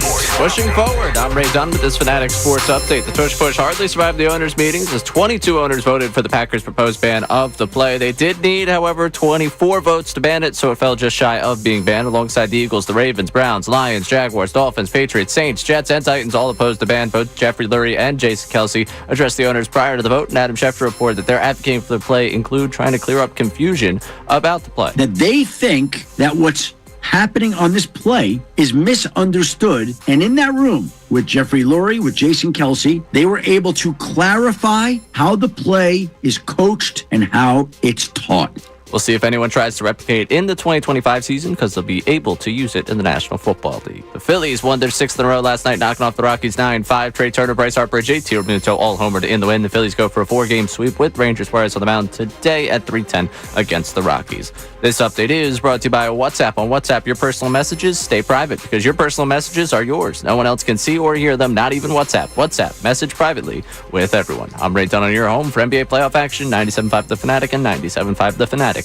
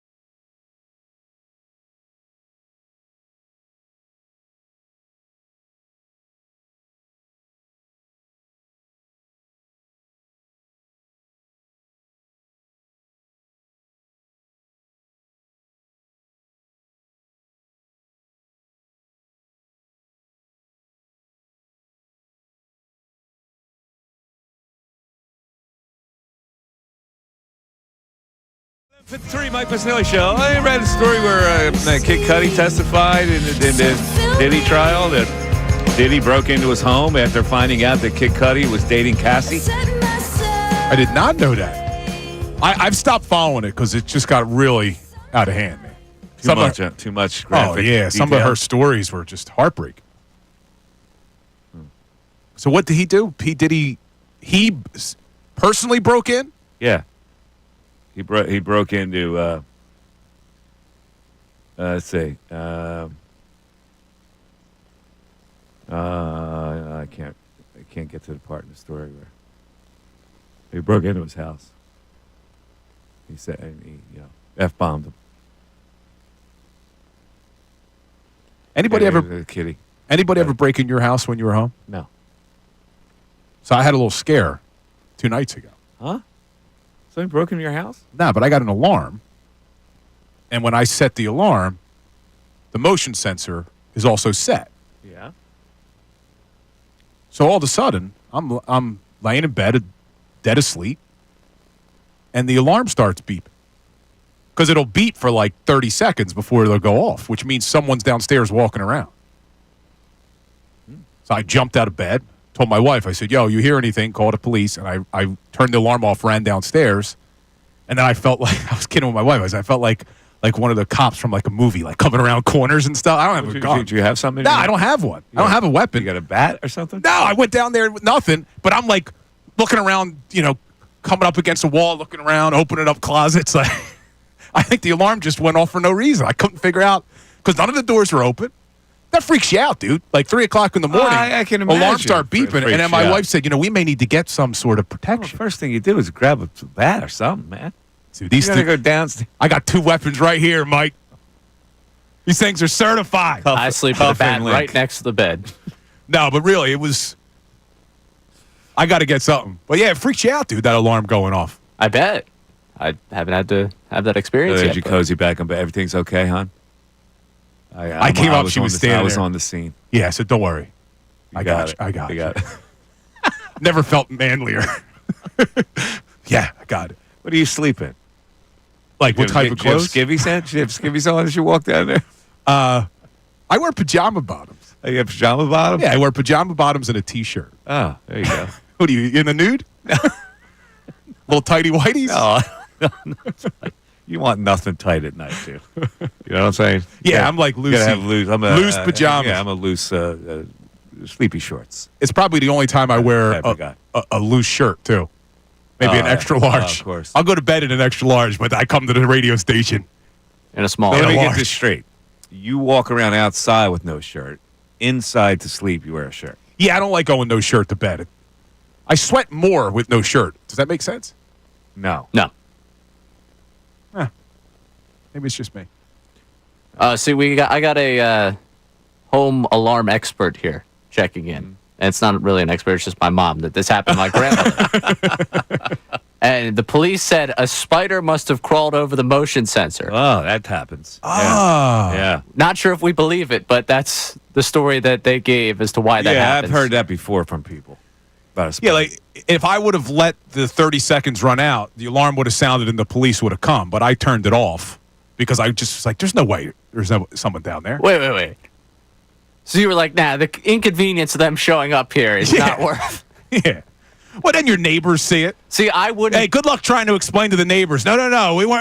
They weren't out at 3 o'clock in the morning because we were in a fight or anything. It was the alarm went off, but it was a spider that walked over it. Two no questions. one's buying that. 2 questions that come out of that. Really, one observation and 1 question. The observation there is that I wouldn't do it because I'd be afraid of getting cold taked on that one. Where I'm like, there's got to be nothing wrong, and I turn it off, and then there is something wrong, and it'd be like, wow, Ray, you really could have dealt with this properly. 2, what is your neighbor's opinion of you that you wouldn't be able to convince them that the police were there just for, I don't know, just your safety? I'm thinking about, I think I told this story before. My mother, thank God, she's okay. She was having a heart attack. Nobody was home. She refused to call an ambulance for 45 minutes until someone came home because she didn't want the neighbors to see the ambulance come to the house. Do you realize how dangerous that is? Yeah, I realize how dangerous that is. Which literally is even having more a heart reason attack. Why what you're saying is crazy. And then I call her in the middle of her having a heart attack. I didn't know. and she was really short with me on the phone. I knew something was up. She's real short with me on the phone. She calls me an hour and a half later to say, I'm at the hospital. When you called earlier, I was having a heart attack. How'd she get to the hospital? Because she said she didn't want the ambulance coming to the... Because my stepfather got home. Oh. And she told him, I'm having a heart attack. Oh. And then he took her to the hospital. Oh, my God. She was afraid of the ambulance? How would look She in didn't the want the neighborhood? neighbors to see the damn ambulance. Yeah, you believe this? And then she didn't want to tell me because when I called her, I was driving, and she didn't want me to panic on the road. You believe this? Thank God. She's still with us. Very prideful people sometimes. Typical older Italian Yeah, woman. man, no question. All right, you're listening to Mike Missanelli Show, 97.5 The Fanatic, WPEN, WPEN HD1, Burlington, Philadelphia. Beasley Media Group station, broadcasting from the Comcast Business Studios, powering possibilities. It is noontime. Happy lunchtime to everybody out there. Enjoy your lunch with a generous heaping helping of the news at noon. There's a whole lot going on in this world. It's time to catch up. Here's the news at noon. 97.5 The Fanatic and 97.5thefanatic.com. Ray Dunn with the news at noon. Ray, what do we have today? All right, we're going to start with something somebody might be eating right now or potentially this weekend. We're talking hot dogs here. Detroit Tigers broadcaster Dan Dickerson does a Q&A on, I guess, their weekly podcast they put out through the Tigers. And one of the questions was about ketchup on hot dogs. He is severely anti, to the point where he puts it 2 levels below world peace. I'm not kidding. Somebody on Twitter asked, hashtag does Dan care? How much does Dan care about ketchup on hot dogs? Well, that's a 10 because it's wrong. I mean, it's just wrong. You don't put ketchup on a hot dog. You know that, right? Yeah, I've heard that in Chicago. Yeah, Right? growing up It's- there. No, it's mustard. You can put conies on, obviously. Chili, onions, fine. But always mustard. No ketchup. Never. It shouldn't be a 10 because I got to reserve that for things that are a little more important. Like what? Let's put it at, world peace and things along those lines. Yeah. So let's keep it at an 8. Okay. All right. So it's just 2 below world peace. Well, ketchup on a hot fixing dog. the world's problems. And, Okay. there's a lot of things in there that, Sure. I could not agree more. I have a steadfast rule on this when it comes to these kind of meats. If the meat is pink, it's mustard. Okay. If the meat is brown, it's ketchup. If the meat is white, it's mayonnaise. It's really simple. Wait a second. Once you learn these little rules, you can get along in life. Hold on. What other meat is pink? Bologna, ham. See, I don't eat hot dogs. I don't like bologna, and I don't like ham. All right, well, then you're a weirdo. But The only thing I use for ketchup- You don't put ketchup on a hot dog. You don't put ketchup on a hamburger. You put ketchup on a hamburger. That's not pink. I said it's brown. I said it brown. Oh, okay. Follow along here. Mustard or pink, pink? mustard, brown, ketchup, white, mayonnaise. He's wrong, but at least I listened to him. All right, so turkey breast, mayo. Of course. Chicken, mayo. Chicken salad. Of course. I'm with you here. Brown meat, ketchup. Okay, I kind of like this. Now, I don't eat It's the other simple. stuff. Really, it's simple. Ray, are you kidding me? You put ketchup on a hot dog? 100%. Oh, my God. You're such a American. You got an Italian mother. And that's you what can't makes Italian me mother. a You're fake an American. Italian. You can't be that much of a American. You put ketchup on a hot dog. The way I eat hot dogs makes me a fake Italian? Yes. You can't put ketchup on a hot dog. It's American. Did I miss when hot dogs became an Italian Hot specialty? dogs are not an Italian specialty, but hot dogs belong with mustard. Anything pink belongs with mustard. When you put sweet ketchup on it, it fouls up the taste of the actual pink meat. One last question. What? Ketchup and mustard on a hot dog. No! Some pull that. You cannot put ketchup on a hot dog in any form, even if you mix it with mustard. Well, I know what I'm tweeting out this weekend. I am disappointed. Ketchup on Bill fries, has an though. excuse. I've never eaten a hot dog because I'm a muscle man. It's not And about it's that. not good for you. I told you, I had my mother-in-law dropped off sausage the other day. I had sausage sandwiches. Sausage is different than a hot dog. That's what I'm saying. It's not like it's a health thing. Do you know what's in a hot dog? No, I'm just. If I'm going to you're eat so something obnoxious. like that, You are so I'd rather go obnoxious. sausage and peppers than a hot dog. We're talking about two different things here. You're at the ballpark, you get sausage and peppers. I get it. You're in a barbecue, you get sausage and peppers. Just a plain hot dog. You put mustard on it. All right, let me ask you. When have you ever been offered a hot dog when there wasn't another option such as a burger or a sausage. I go to the ballpark, and I will take the hot dog sometimes over the sausage, all right? I happen to like a hot dog. There's nothing wrong with a hot dog. I keep hot dogs at home. I put it in a nice potato roll. I put a little mustard and relish. I'm good. It's a good snack. And I'm not worried about the calories or whether it's protein or whether it's a Kind bar. It's not about the calories. It's a far less superior item to the other options that are always I'm not available. saying it's not. If sausage and peppers is available, I'd probably go there. The But for ballpark you to has be them. anti-hot dog is weird. If you walk into Citizens Bank, I'm going right to the kiosk that has the sausage and the peppers. I'm not waiting for a knock yourself boiled dog. out. Knock yourself out. Because sometimes I crave a hot dog. All right? What's next, Ray? All right, next, we're going to go to a topic we already kind of touched on yesterday about Tyrese Halliburton's dad, Charles Barkley, after the game last night. It's been too long, all right? You need to bring back Mr. Halliburton. It's time to let Mr. Halliburton back in the building. Yes, it is. Adam, I'm asking you, hey, my man paid his dues. He did something really, really stupid, but he's been punished. And I'm asking you and the Indiana Pacers to let Mr. Halliburton back in the building for game 3 and 4. I mean, he paid his dues. It shouldn't be indefinite. He's been punished enough. He would never do anything that stupid again. So, Adam, you know how much I love you.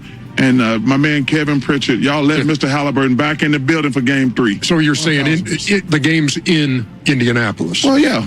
Yeah. Oh, because let me tell you something. He won't come up to New York. No, you don't. Like that. No, you don't want to. You don't want him in this building. No, but back at home. Come and tell you something. He come up to New York doing that crazy stuff. He won't make it back to Indy. Well, he come in New York. He still may not make it back, even if he acting right. Meantime, I agree. But Charles could easily call the commissioner himself, can't he? You would think. He make a phone call, but that's personal to you. I think that they should consider allowing him back, but he should have to be in a suite somewhere. That's good. Don't put him in the first level. That's a good idea. Right? Put him in the family suites. Yeah, I like that. All right, last one for you here. Have either of you heard of Justin Bibb? Justin Bieber? Bibb. Oh, Justin Bibb? No. Cynthia Gibb? No. This is a man whose political career I believe we are watching go down the tubes right now. This man is the mayor of Cleveland, and I always like to ask the question of what would happen if this happened here. The mayor of Cleveland, when discussing the Browns stadium plans, actually said this. There are more important priorities than the Cleveland Browns. Oof. If that had happened here, oh my God, about the Eagles. He needed to clarify that a little bit. Yeah, right. Did you take that out of context, or that's exactly kind of how he meant it? That is what he meant. There are more important priorities than the Cleveland Browns. Well, he's kind of right. He's not wrong. Education, infrastructure. Yeah, you just don't say that. Things like that. That's why he needed to add a little more context to that comment. He needs Football to talk fans to get nuts. Yeah, he needs to talk to Governor Shapiro. You should be showing up at parades and singing "Fly Eagles Fly." What did he do recently? Where was he recently? He's Shapiro? all over the place, man. I didn't. I think he was at Broad Street. I thought I heard his voice. I mean, I was so far back there. I was pretty sure he was one of the people that signed us off. Oh, you're talking about the Broad Street run? Yeah. Yeah, he was somewhere else, though. That mayor's young, by the way, in Cleveland. I just looked him up. He's only 38. Really? A lot of time to reinvent himself or move. That's young to be a mayor of a major No, there was city. just a mayor election in my hometown. I always wonder, should I move back there and run for mayor? In Bristol? Yeah. I put a chicken in every pot. And then maybe you could declare Bristol Community College will assign you the commencement speech. There's no Bristol Community. Create one, and then you could be the commencement speaker. 610-632-0975. Mike Missanelli Show continues. Jalen Hurts. First and foremost,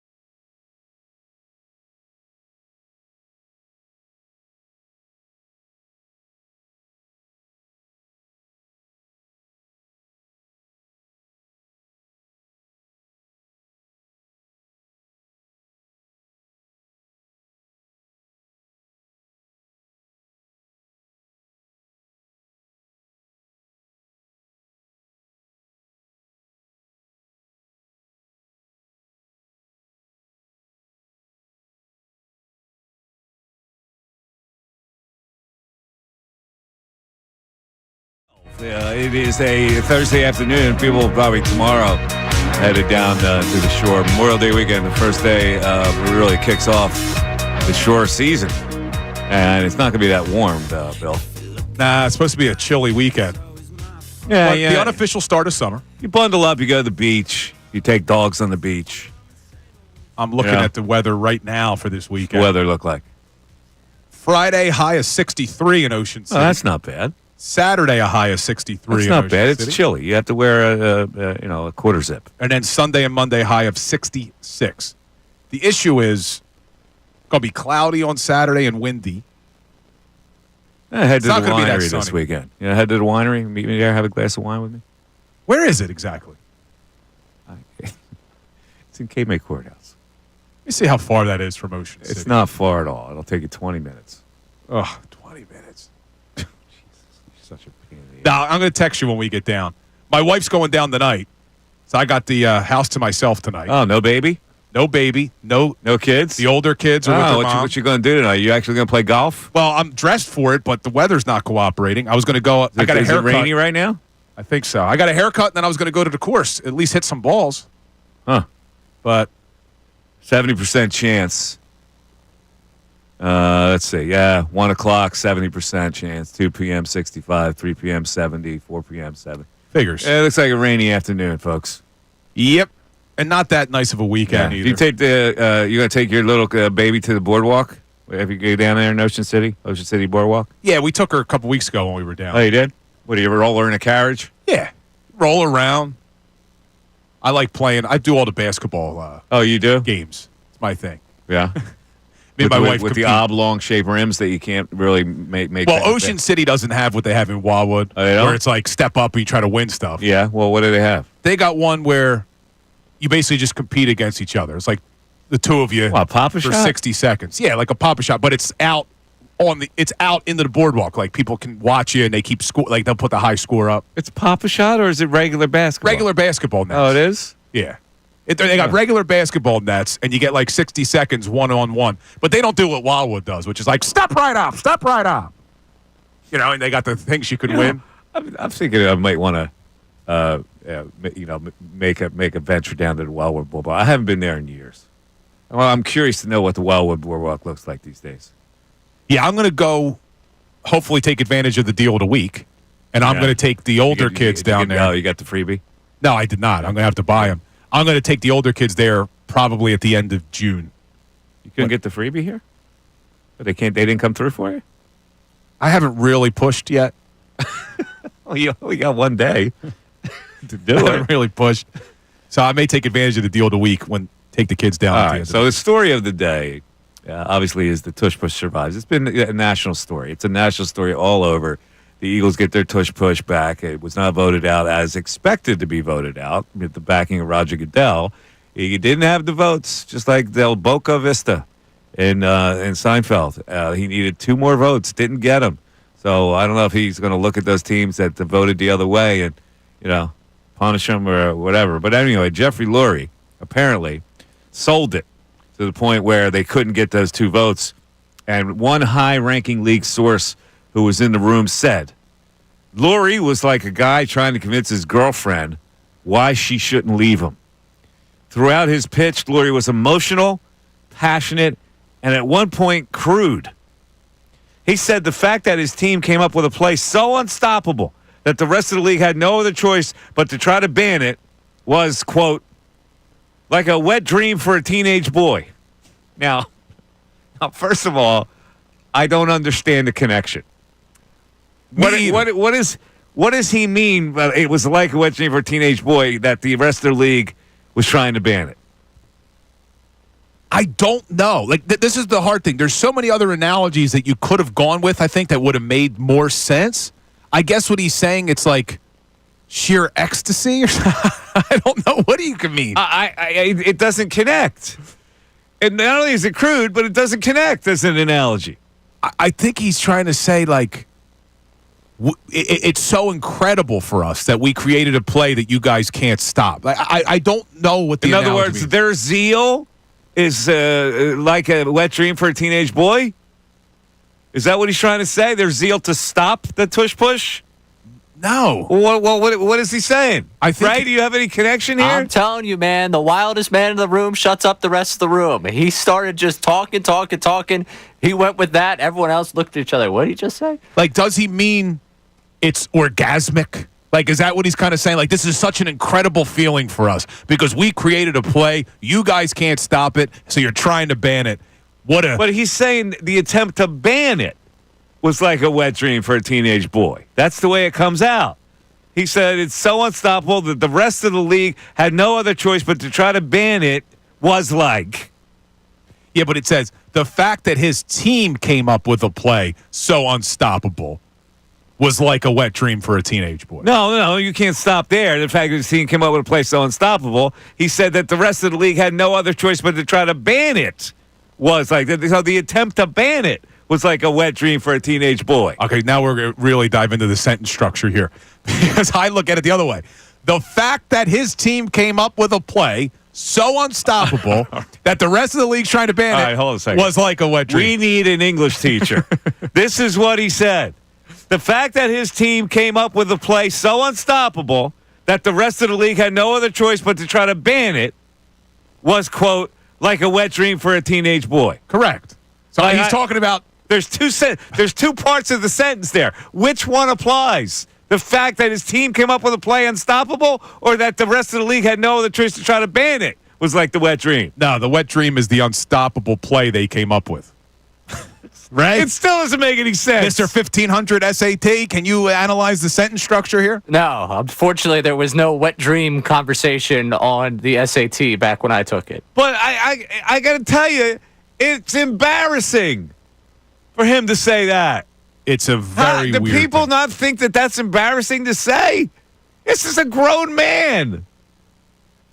I have never used this analogy in my life, so I don't understand how in this particular situation, in a room with billionaires, in a room with male and female executives, that's the analogy you go to. It's a very strange thing to say. Ray loves it because Wild man wins the room. Yeah, he thinks he threw everybody off that they were like, we better vote for it. God knows what he'll say next. And then he got snarky and he told the owners, regardless of what you guys do, me and my franchise walk out winners and we have Super Bowl rings to show for it. Like, yeah. I would have gone, you know what? I'm going to knock you down, Skippy, off your little perch. No, I'm voting. Very strange. 610-632-0975. How many people think that's strange? The Mike Missanelli Show continues.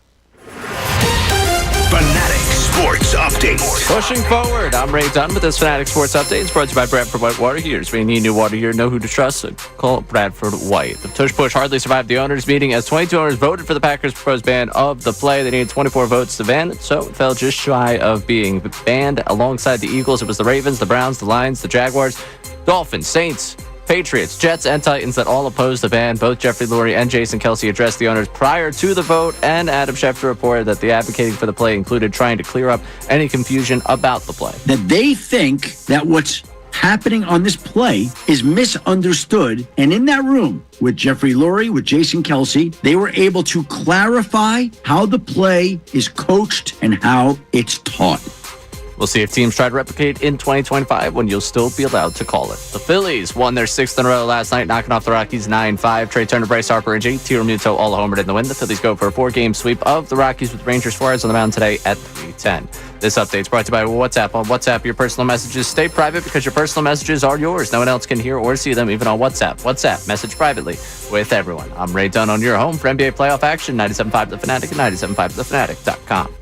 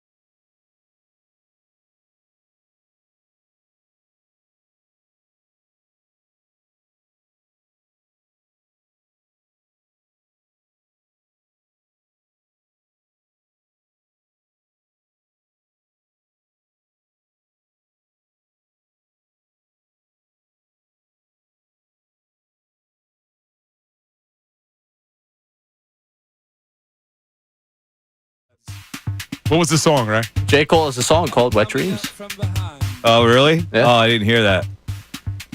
Yeah, that's good work by you, Ray. I was hoping usually I'll get like a DM or we'll get a text or someone will shoot a tweet out like, "Oh, good, timely on the return there." I was a little disappointed in the audience there that no one picked up on that. Sorry about that. It's okay. It's only ruined my Thursday. Good job by you, Ray. I'm just I'm so bewildered by this comment that I can't think straight. Well, we got a lot of people checking in on the chat on what's us the chat? evaluating the sentence. Yeah. Okay. The sentence structure. Yes, the sentence Okay, structure. So okay. was the wet dream referring to the fact that they had created this play or the fact that they were trying to ban it? Right. Austin Krell weighed in from On Pattison. Does a good job covering the Sixers. He said the fact is the subject of the sentence. Therefore, the fact encompasses the whole thing. The play being unstoppable and the league wanting to ban it. So it's the entire thing about it. We created this play. It's an unstoppable play, and you're trying to ban it. Is all encompassing of the wet dream. But it still doesn't make any sense. It doesn't make any. It's all encompassing. Makes it more confusing. I still think it's funny that we got Sixers reporters weighing in on the structure. You get journalists weighing in. Everybody should know sentence structure, but I need an English teacher, basically. Yeah. Austin, also let me know if you think Morey's going to trade away the third overall pick while you're at it. The fact that his team came up with a play so unstoppable that the rest of the league had no other choice but to try to ban it was like a wet dream for a teenage boy. I still can't make the connection. Yeah, I think what he's saying is like, this is the most incredible thing. Like, I guess it's an incredible thing for a teenage boy to experience. This is an incredible thing for me to experience. That we did this. We created a play. You guys can't stop it, so you're trying to ban it. That is really odd. Very odd. All right, now talk to me about Diana Rossini, because you got to beat. Oh, yeah. She wrote this story. She did. And beforehand, she had actually put out a tweet saying the tush push was gone. Yeah, Diana Rossini, yesterday morning, before we were on the air and while we were on the air waiting for the vote, was constantly tweeting about it. And she put out a tweet, in essence, signaling that this is going to go away. Like, the league wants it to go away. The competition committee wants it to go away. It's going to go away. And that's fine. A lot of people felt like that. Well, then after the vote comes down, she goes and deletes her tweet. You can't do that. You're supposed to be a journalist. You're a reporter. You're a sports analyst. You told us, based off of your sources, what you felt was going to happen, and you were wrong. Own it. You don't go back and delete the tweet. We say things all the time. You more than me are wrong, but, I say some things, I guess. We don't go back and delete it, Ray. Well, I think Rossini, this is ridiculous. She can't have it out there in perpetuity. It didn't happen that way. So why would she want something out there still that didn't happen? Why wouldn't she want to delete it? Because she reported, based off of sources. I don't think you can delete what you wrote prior to unless you come up with another thing that says I was wrong on the vote. It went the other way around. That would have been fine. Okay, well, she could still do that, but she doesn't have to have that other thing hanging out there. Well, no, I think the better way to handle it would have been quote tweet your incorrect tweet and say, we were wrong, or, it really was trending that way. What a shocker. Jeffrey Lurie's wet dream turned things around. You can't just go back and delete the tweet. To me, that is not something that a journalist or a reporter or a sports analyst should do. And I'm joking. Like, we're all wrong, Mike, at times. Mm-hmm. We don't go back and delete things. I have never gone back and deleted anything I've said, right or wrong. I think this is a major violation on Diana Rossini's part. Okay. Let's go to the text board, Ray. What are we saying? We got people that are chiming in on their interpretation of the wet dream. Interpretation. I like the English majors, yeah. Brian from Malvern. I think the wet dream analogy that Lurie made was meant to say that both the play and the wet dreams are unstoppable, so the only thing the league could do to try and ban it, since teams couldn't stop it on the field. Okay, the wet dream was unstoppable. And so this play was unstoppable. Now, that's another interpretation of this. I got to tell you, when I started doing sports talk, and you've been doing it a lot longer than me, do you ever think we'd be evaluating what an owner meant. Listen, it's one of the oddest things I've ever heard, to be honest with you. It's just totally off the wall strange. And then how about we haven't really dove into the fact that Troy Vincent, a former player, ripped him. Yes, yeah. Troy Vincent was the one who yelled at him, like, "What are you doing? You don't talk like that in front of us." Troy never took a paycheck from him, did he? Did he take a paycheck from Lurie? I think Troy was here. Let me see. Was Troy here when Lurie took over? It would have been a short period of time, I would assume. So Troy Vincent was with the Eagles from 96 to 03. Yeah. So he was here. He was here. Yeah. So he did take a paycheck. Ripped the guy that signed a check to him. All right. I like it, Troy. All right, let's go back to the phones because we got Benny in Philly. Benet in Philly. Is it Benet? I think it's Ben from Northeast Philly. I'm sorry. It's Ben in Northeast Philly. I got screwed up on the NE part. Yeah, no problem. Couple things. I don't think we invented this play, right? It's just a quarterback sneak. We perfected it. And I got to ask this. If Jason Mayoral wasn't on the team, would it be considered more of a rugby play to begin with? Right? How many times have we seen a quarterback sneak that goes nowhere and gets stopped at the line, and then somebody comes up behind him to try to push him forward, a.k.a. move the pile? Yeah. So what's your question? I don't have a question. I'm just trying to comment in on it that, we didn't really invent this play. We perfected it. Yeah, right? The Eagles have perfected, which means somebody else can perfect it. So now now it's open season on it. It's open season. I just don't understand what everybody's gripe is with it. If it was never called the tush push and we didn't have a rugby player on our team or somebody that played rugby before, would we even be having this conversation? Yeah, you would, because it's an odd play. It's odd that you're using a tonnage to push that play forward. I don't think Mailata's rugby status has anything to do with it, really. It's just the oddity of how the play makes it look like a rugby scrum. Yeah, but at the end of the day, we've seen, the big linemen get behind the ball to push the pile, to move it forward. Yeah. And I don't like any of that. I'm thinking that this whole rule would have banned all that kind of pushing thing. Because if you stop a guy in his tracks and then you need two offensive linemen to come from behind you and push the pile, then you haven't made a play. You're getting punished for making a play because here comes the cavalry. Right. So what happens when it's downfield and the guy, Well, that's what I'm saying. I'm talking about that play. That's the play I'm talking about. So I wanted all of that banned. I didn't think that was football oriented. It's an unfair advantage. Like if you try to stand up somebody in a quarterback sneak, that's a fair mano-a-mano advantage. Well, you can't do it when there's 600 pounds that are pushing forward, and it's the same thing when you stop a running back. Your one guy stops a running back. Here come two offensive linemen to push the pile. That's not fair either, in my view. It doesn't make it football. And I can agree with that to an extent. I wouldn't say it's not fair, or it is it's fair. Totally not fair. A guy makes a play on a tackle. He stops a guy in his tracks. The only reason he doesn't stop that guy is because the cavalry of 600 pounds is now pushed forward. It punishes the guy who made the play. Right, but that's been happening in football since And I'm saying it shouldn't happen because they had banned that at one point fairly recently. You couldn't do that in the NFL. This is true. And I'm not really disagreeing with you. I'm just trying to chime in on, Oh, I hear you. I appreciate the chime, Ben.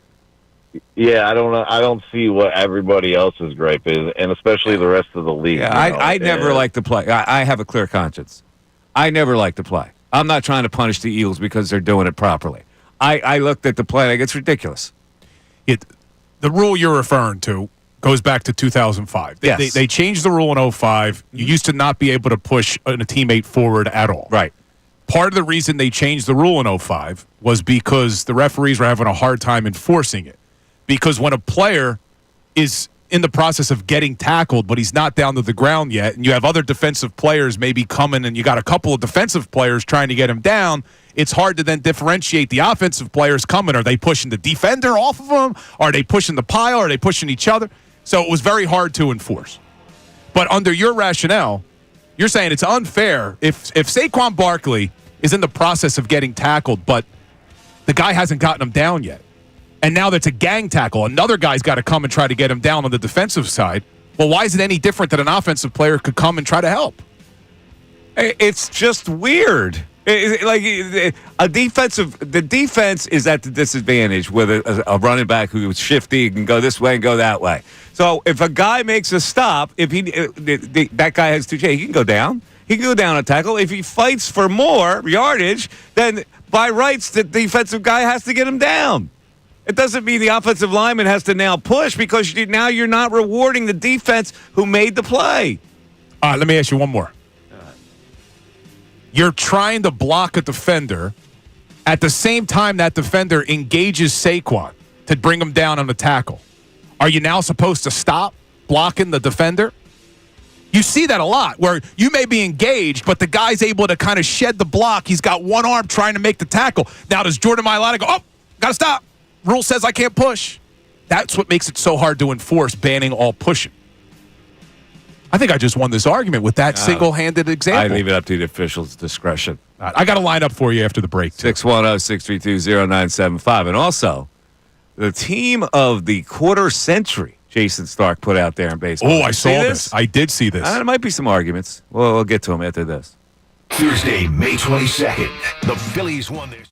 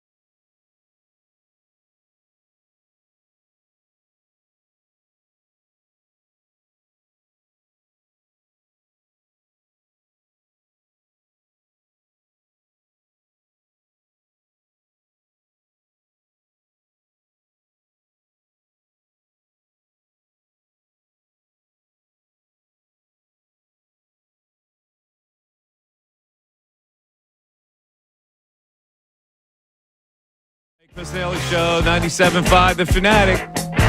610-632-0975 is how you get in. All right, baseball lineup tonight for your Fighting Phils against the Bad News Bears. A 4-game series against Drek. What do you got? Oh, you want the lineup? Yeah, what do you got? All right, I'm pulling it up. Rangers on the mound today, but we'll see. We got... it's an afternoon game. It's happening at what time, 3? Is it 4 o'clock or 3 o'clock? 3:10. 3:10. All right, we got starting lineup. Leading off, playing second. Who's pitching for the Rockies? There's a righty on the mound. What's his name? Who do we got, Ray? I got the lineup in front of me for the Phils, but I got it on their Twitter, so it doesn't have who the Rockies have. I'll give you the lineup, and then Ray will pull the pitcher. It's very important. Rockies may be throwing an ace. 3:10 first pitch. Bryson Stott leading off at second. Trey Turner at short, batting second. Bryce Harper at first base, batting third. Schwarber, your DH at the cleanup spot. Castellanos in right field, batting fifth. Max Kepler back in the lineup tonight, playing left. Against the lefty. No, I think it's a righty. It's got to be a righty. All right. Then you got Alec Boehm at third. Brandon Marsh in center. And then the big difference, Rafael Marchand behind the plate. JT gets the day off. Raffy. And Ranger Suarez on the mound. Ranger throwing the Raffy for a 4-game sweep. And who do they got the Rockies throwing today? Herman Marquez. Oh, Herman Marquez is probably their best pitcher, right? And he's got an 8.78 ERA right now. He is 1-6. Oh, my God. Get this team out of my sight. Holy Get the next. So I'm not going to pay attention to baseball for the next several days because then you get the A's. Well, not only do they have the A's, it's like 10 o'clock at night, first pitch. Yeah. All right. Let's move on to this baseball thing. We got a lot of people on hold. We'll get to your phone calls. So Jason Stark has his Major League Baseball all-quarter century team since it's the year 2025. So it encompasses 2000 to 2025. First base, Albert Pujols. Could there be any argument? Albert Pujols, I would argue, well, nah. Freddie Freeman's got to be close, no? Close, but I think it's got to be. I could see arguments for other players, but Pujols, come on. I think he's definitely. All right, go Pujols. There's been a lot of good first basemen in the last 25 years. Second base, he has Jose Altuve over Robinson Cano. Cano, of course, performance-enhancing drug scandal. Altuve, cheating scandal. There's always Chase Utley. What do you think, Bill? I'm a little biased. I'd go Chase. I'd go Chase. But, you know, Chase Utley's WAR is 64.6 in that time span. To Altuve's 52.0. Well, but here's the other thing. He doesn't go with Robinson Cano because of the performance-enhancing drugs, but yet he doesn't hold the whole trash can sign stealing thing against Altuve. He didn't even mention that. Now, let's go batting average here. Jose Altuve, 305 to Chase's 275. Slugging, identical. OPS, identical. Hits, Altuve, 2274 to Chase's 1885. Yeah, big difference. 9 All-Star. But look how many appearances. more. Look at the RBIs. RBIs, Chase has to 1025 to Altuve's 826. 200 more. Altuve's kind of a leadoff hitter, though, isn't he? Yeah, but 200 more RBIs has to mean something. That's a leadoff hitter. Shortstop. Oh! Does he go with Derek Jeter? Jeter's key years were in the late 90s, no? Yeah, he still had a nice run, though, in the 2000s. He did? Wait, it was like 15 years. What about Jimmy Rollins? What about Lindor? Derek Jeter? You know I hate New York, but I still think you got to go with Jeter. Jeter, 2,656 hits. Lindor, 1,548. Okay. Just in the 2000s. Yeah, I got you. You're not even considering Jeter I in the didn't 90s. realize. I thought that Jeter's vintage years were in the late 90s. Third base is interesting. Nobody really thinks about this guy, but he's got Hall of Fame numbers. Pedro Feliz. Adrian Beltre. Dave Hollins. Over Chipper Jones. And Scott Rowland, a Hall of Famer. And A-Rod. An A-bomb from A-Rod. Well, if he's holding the PEDs against Cano, he's got to hold them against A-Rod. I guess he does. Left field, however, he doesn't hold it against this guy. Barry Bonds is his left fielder. He doesn't hold the PEDs against Barry. I mean, I agree with that. But who else? Well, who else would you could he put in left field? Manny Ramirez. Was Manny a DH too, though? Does he have him in his? He doesn't have him as DH. Oh no, Ortiz was the DH on all those good Red Sox teams, not Manny. Center field, Mike Trout. I'll agree with that. His WAR in those years, 74. It's a shame he's had injuries, man. Right field. I totally disagree with this one. How do you not put Ichiro as your right fielder? He's got Aaron Judge as his right fielder. Yeah, Aaron Judge is a beast, but how many years of Aaron Ichiro, Judge? come on. But how many years? Dominated the 2000s, didn't he? Yeah, and you're talking, well, we got 9 years now from the Judge. That's close, man. I mean, Ichiro has 2,000 more hits than Judge. Well, and if we're building an actual team, you already got power in your outfield. Man, you got to have it. Go with Ichiro in this situation. And the catcher. Now, Joe Mauer's in the Hall of Fame. Yadier Molina he has as his catcher. Not Chooch? Yachty Dotty. He liked to potty. We don't cause trouble. We don't bother nobody. We are. DH David Ortiz. All right, there you go. There it is. Anybody disagree with that? 610-632-0975. We'll go back to the phones. We got Richard from Packer Park. Oh, hold on a second. There's Richard. Hi, Mike. How you doing? Good, Richard. How you doing? You know, it's a shame we didn't get together for lunch. Remember out in Beverly Hills at the Rose Bowl? Beverly Hills. Yeah, and you called me because your plane was running late for connecting flights. Yeah. Because you're really a bright guy. I like talking with you, and I'm 100% on board with you. I was an English history major, so I taught for a while before I went into entertainment. But plus, I have a background in Aristotelian logic, went to St. Joe's, the Jesuits. Uh-huh. So the comment this guy, the owner, made was illogical in the respect that it's like when you get, you're familiar with the old intelligence test, Mike, the Iowa test, like sock is to foot, like glove is to hand. Yeah. The Iowa test. Yeah. And he just said things that meant like words. He should have said something like made me feel like almost like a Nobel Prize winner or something in science, not like a wet dream. Like I agree. Yeah, I just don't. I can't. It was a non sequitur. Right. There's two different parts of this sentence, and neither of them make sense with that. Exactly. So non sequitur. All right. Yeah, that would have been flagged from an editor. Editor would have flagged that. Exactly. Oh yeah. I did. I did editing. Jeff, that doesn't work there, Jeff. Yeah, and the other thing, Mike, before you should cut me off, please. What is with this guy with the mustard and the ketchup on the hot dog? Oh, that's right. A little bit of a Medigan. You know what I'm saying, Richard? Yeah. Well, I can't believe it. Yeah. Ketchup is for meatloaf. Yeah. The kids from the farms put the ketchup on the hot dogs. Yeah.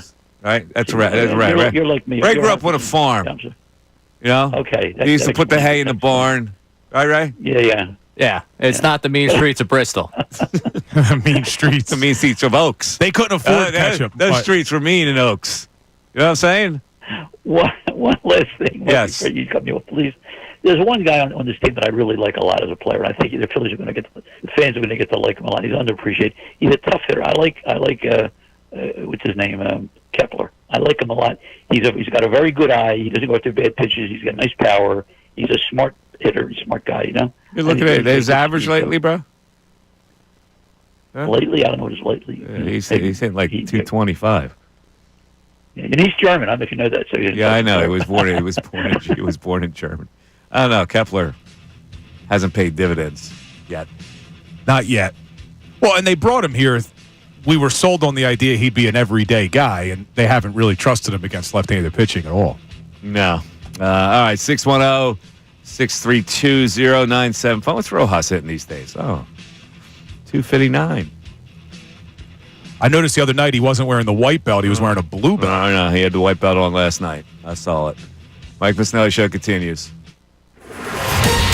Fanatic Sports Update. Pushing forward, I'm Ray Dunn with this Fanatic Sports Update. The tush push hardly survived the owners' meeting as 22 owners voted for the Packers' proposed ban of the play. They, however, needed 24 votes to ban it, so it fell just shy of being banned. Alongside the Eagles, it was the Ravens, the Browns, Lions, Jaguars, Dolphins, Patriots, Saints, Jets, and Titans who all opposed the ban. Both Jeffrey Lurie and Jason Kelce addressed the owners prior to the vote, and Adam Schefter reported that they're advocating for the play include trying to clear up confusion about the play. That they think that what's happening on this play is misunderstood. And in that room with Jeffrey Lurie, with Jason Kelce, they were able to clarify how the play is coached and how it's taught. We'll see if anyone tries to replicate it in the 2025 season, where they'll still be able to run it. The Phillies won their 6th in a row last night, knocking off the Rockies 9-5. Trey Turner, Bryce Harper, and JT Realmuto all homered in the win. The Phillies go for a 4-game sweep of the Rockies, with Ranger Suarez on the mound today at 3:10. This update is brought to you by the local Ream Pro partners at thereamteam.com. When you want your home to feel like a dream, it has to be Ream. Stay cool with a high-efficiency AC system from Ream, RHEEM. Find your Ream Pro partner at thereamteam.com. I'm Ray Dunn on your home for NBA playoff action, 97.5 The Fanatic and 97.5thefanatic.com.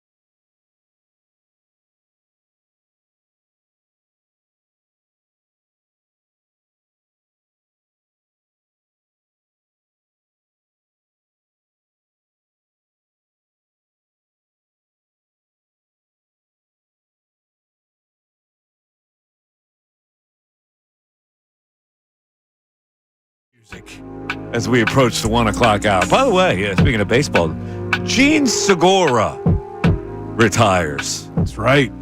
Had some good moments here as a Philly. None bigger than 2022. Set them on that run to the World Series. There's that one story that taints me with Gene, though. What's that? Well, my reporting indicates that the last game of a particular season, they're playing the Marlins, and he had an ankle injury of some sort, but he could have hit. And the game went into extra innings. And he decided that he would not make himself available. And he went into the clubhouse and he piled up some post-game spread food and went into his car in the parking lot and ate it. This is when he was in Philly? Yeah. Yeah, that's like a... It always tainted me because they could have used a pinch hitter in extra innings, obviously.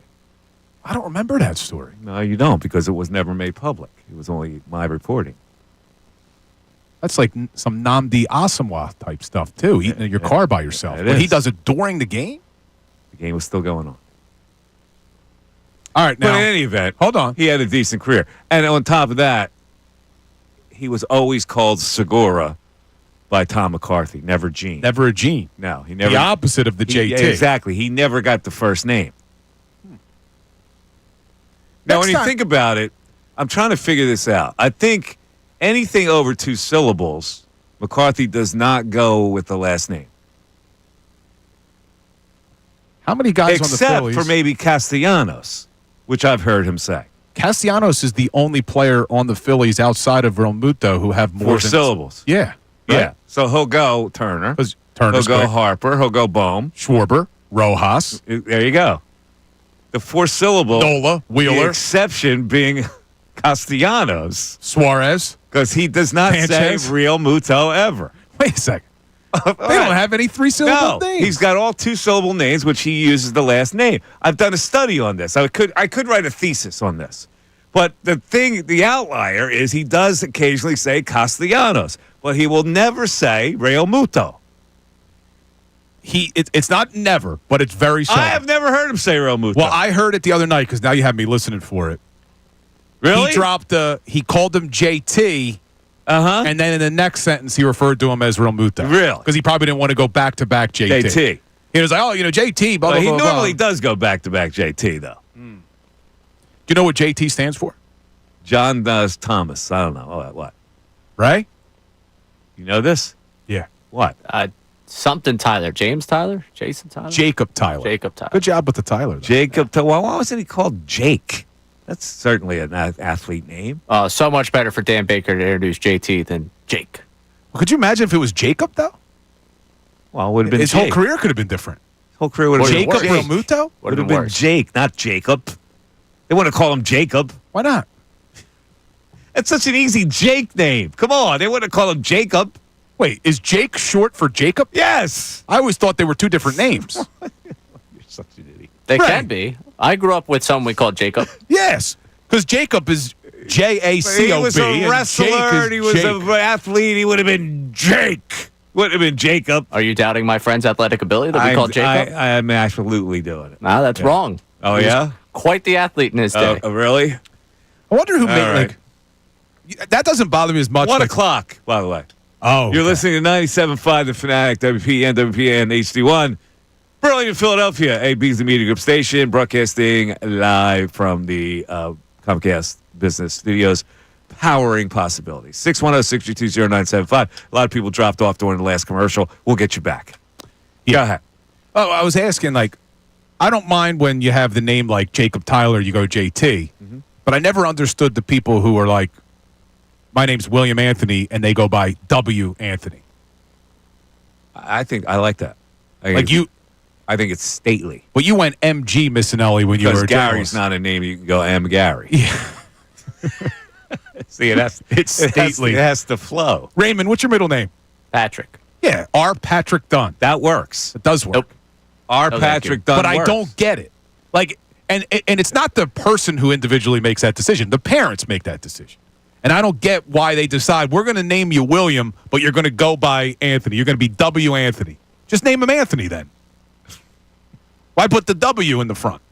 I've seen this far too often, and it bothers me. I haven't seen with the actual initial in the front, but one of my roommates' name is, like, given name is Roger. He goes by Sam. So that's the middle name. Because his dad's Roger. And we were planning something out. We needed everyone's actual government name. And I said, oh, yeah, it's Roger. And everyone thought I was joking with them. It became like a whole, like, 5-man argument because he wasn't there to represent himself. And I was like, no, if you're putting down something for his ID, put down Roger. It's a very confusing thing. It is. It is like my brother's name. My brother's middle name is Salvatore. It's a good name. So he could have been J. Salvatore Missanelli. Does that sound better than just John? John like S. Yeah, Missanelli? J. Salvatore's nice. J. Salvatore works. That's a man of intrigue right there. That is. Or you could have just gone by Salvi. That would have been a good one too. Yo, Salvi! I've known a lot of Salvies. 6'1", Sal Palantonio. We used to call Salvi. You call him Salvi? Now he doesn't talk to me, so we don't call him. Yo, I don't call him. Hey, Salvi, bring the gabagool. That's a violation. That's a violation. All right, let's go to Coley King in Westchester. What's up, Coley King? It's Kalai. Me, right? Oh, Kalai. My bad. That's my bad. Kalai King. Hey, Mikey, we've talked a few Yes, times. we have. That's my bad. You keep jumping around on things and, like, bringing things to my mind. So I was going to talk about hot dogs. Yes. But first, 2 words. You worked at MMR back in the day when I was a kid, right? I did. Morning show. 2 words. Kip Adada. Ring a bell? Kip Adada. Is he a comedian? Comedian from the 70s, 80s on The Tonight Show and all that Yeah, stuff. yeah. He wrote a song called Wet Dream that was on the MMR album. Oh, really? Show. I look it up. didn't remember that. Okay, Kip Adada. He's just talking, and then it's it's funny, but it was Yeah. on, I think, Who's Next. Okay. After Who's Next, after Who's Next. Oh, okay. So I I got just you. wanted to. Oh, since all you didn't right. riff There it you on go. that. That's good memory by Yeah. you, Kalai. Well, I don't do drugs, so there's that. Yeah. What's your name again? But hot dogs. Yes. Here's my thing on the damn hot dog thing. Yeah. Used to be a chef, doesn't matter. Didn't make hot dogs, but I make hot dogs like a son of a gun. Yeah. When I do a roast a hot dog on the grill or Mm-hmm. something, and I put cheese on it, it gets the ketchup. Then I'll do a second one, and that's the only 2 on my plate. That one is boiled, and it gets the mustard and the kraut and the relish. Oh, I love that. That's a good combination. I like the kraut relish mustard as well. You go back and forth. Yeah. I hear That's you. what I can see. I would never put ketchup on a hot dog because the sweetness of the ketchup messes with the taste of It the messes hot with dog. it. Exactly. And Yeah. you grill the bun. You butter the bun, Yeah. and you grill it, or you put it on the thing. There is But you nothing have wrong one with a one boiled and hot one the dog other. with a little kraut and a little relish. Nothing wrong with it. And growing up as a little kid going to the vet, they were the best hot dogs in the world. They were probably the worst hot dogs in the world. Yeah. But went to City Park, Citibank Park. Since you're a huge New York fan, I hear. Yeah. last few I days. am. Yeah, I should move up there. I gotta say, best hot dog in the world at a park. Yes, it's $20, but it's a Nathan's, and it's crispy. It's good. Yeah, see, let me ask you a question, but because I'm not a crispy dog man. I don't like the snap. Me neither. Until I went there. Yeah. Go ahead. I'm not feeling the snap. That's the New York street dog. It has the sabrette hot dog. It's a snappy hot dog. I'm not into the snap. What has it got, like skin? Yeah, it's got the hard skin. I don't like that. I just never enjoyed the taste of a hot dog. Yeah, well, that makes you an oddity because this is Americana. Hot dog with mustard, a little sauerkraut, a little relish. You going to grill 'em chili up? dog. We used to have a place in Penn State called Pop's Mexi Hots. I'd be in there all the time getting hot dog, chili dogs. You grilling them up this weekend? Might grill them up. Grilled, boiled says, you don't have to grill a hot dog for excellence. 610-632-0975. Back after this. Andrew Salciunas.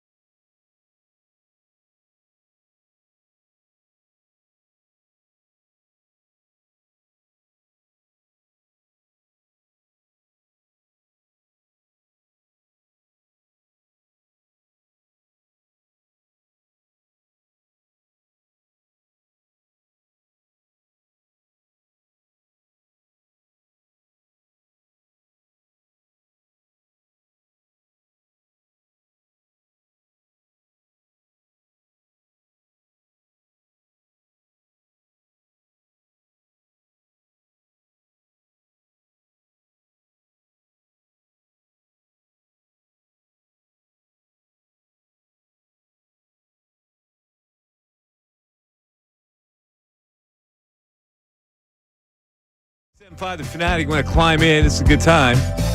Let us know about your Memorial Day plans. What are you going to do at the shore? I haven't been down there in a really long time, man. 610-632-0975 is how you get in.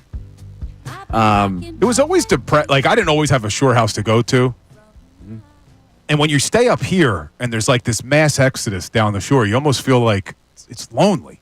Like when I was living in here? Yeah, when I was living in the city, every single weekend in the summer, especially Memorial Day weekend, 4th of July weekend, Yeah. it's like a ghost town. The problem is it's hectic down there. It does get It's hectic. lonely here. It's hectic there. It is. There's no in between. And especially like, Ocean City where we are, it's very crowded. Strathmere is so small. So there's going to be a lot of people there now. You got the Deauville. Yeah, it's boring a lot of the time. But I like it boring. I don't like to go where the crowds are crazy. Like, I'd rather go, like, June is a really good month for the shore. Yeah, once July and August hit. You know what else is a great month?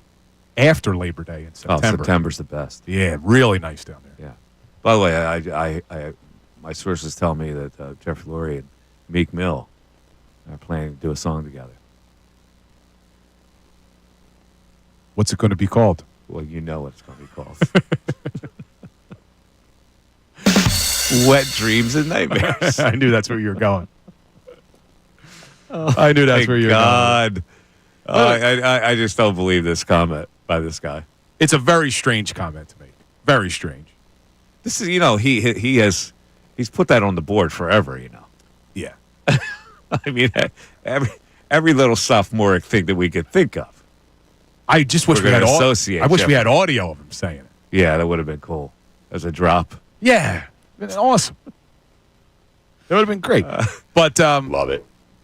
Look, putting all that aside, the weird comment. Yeah, I said to you yesterday, though, I do give a lot of credit to Jeffrey Lurie as an owner because he obviously did enough for this play that everybody thought was getting banned. Even Diana Rossini, even though there's no evidence of it because she deleted her tweet, everybody thought the odds were against the Eagles, that there was no way that this play was going to get saved, and Lurie made a very passionate speech.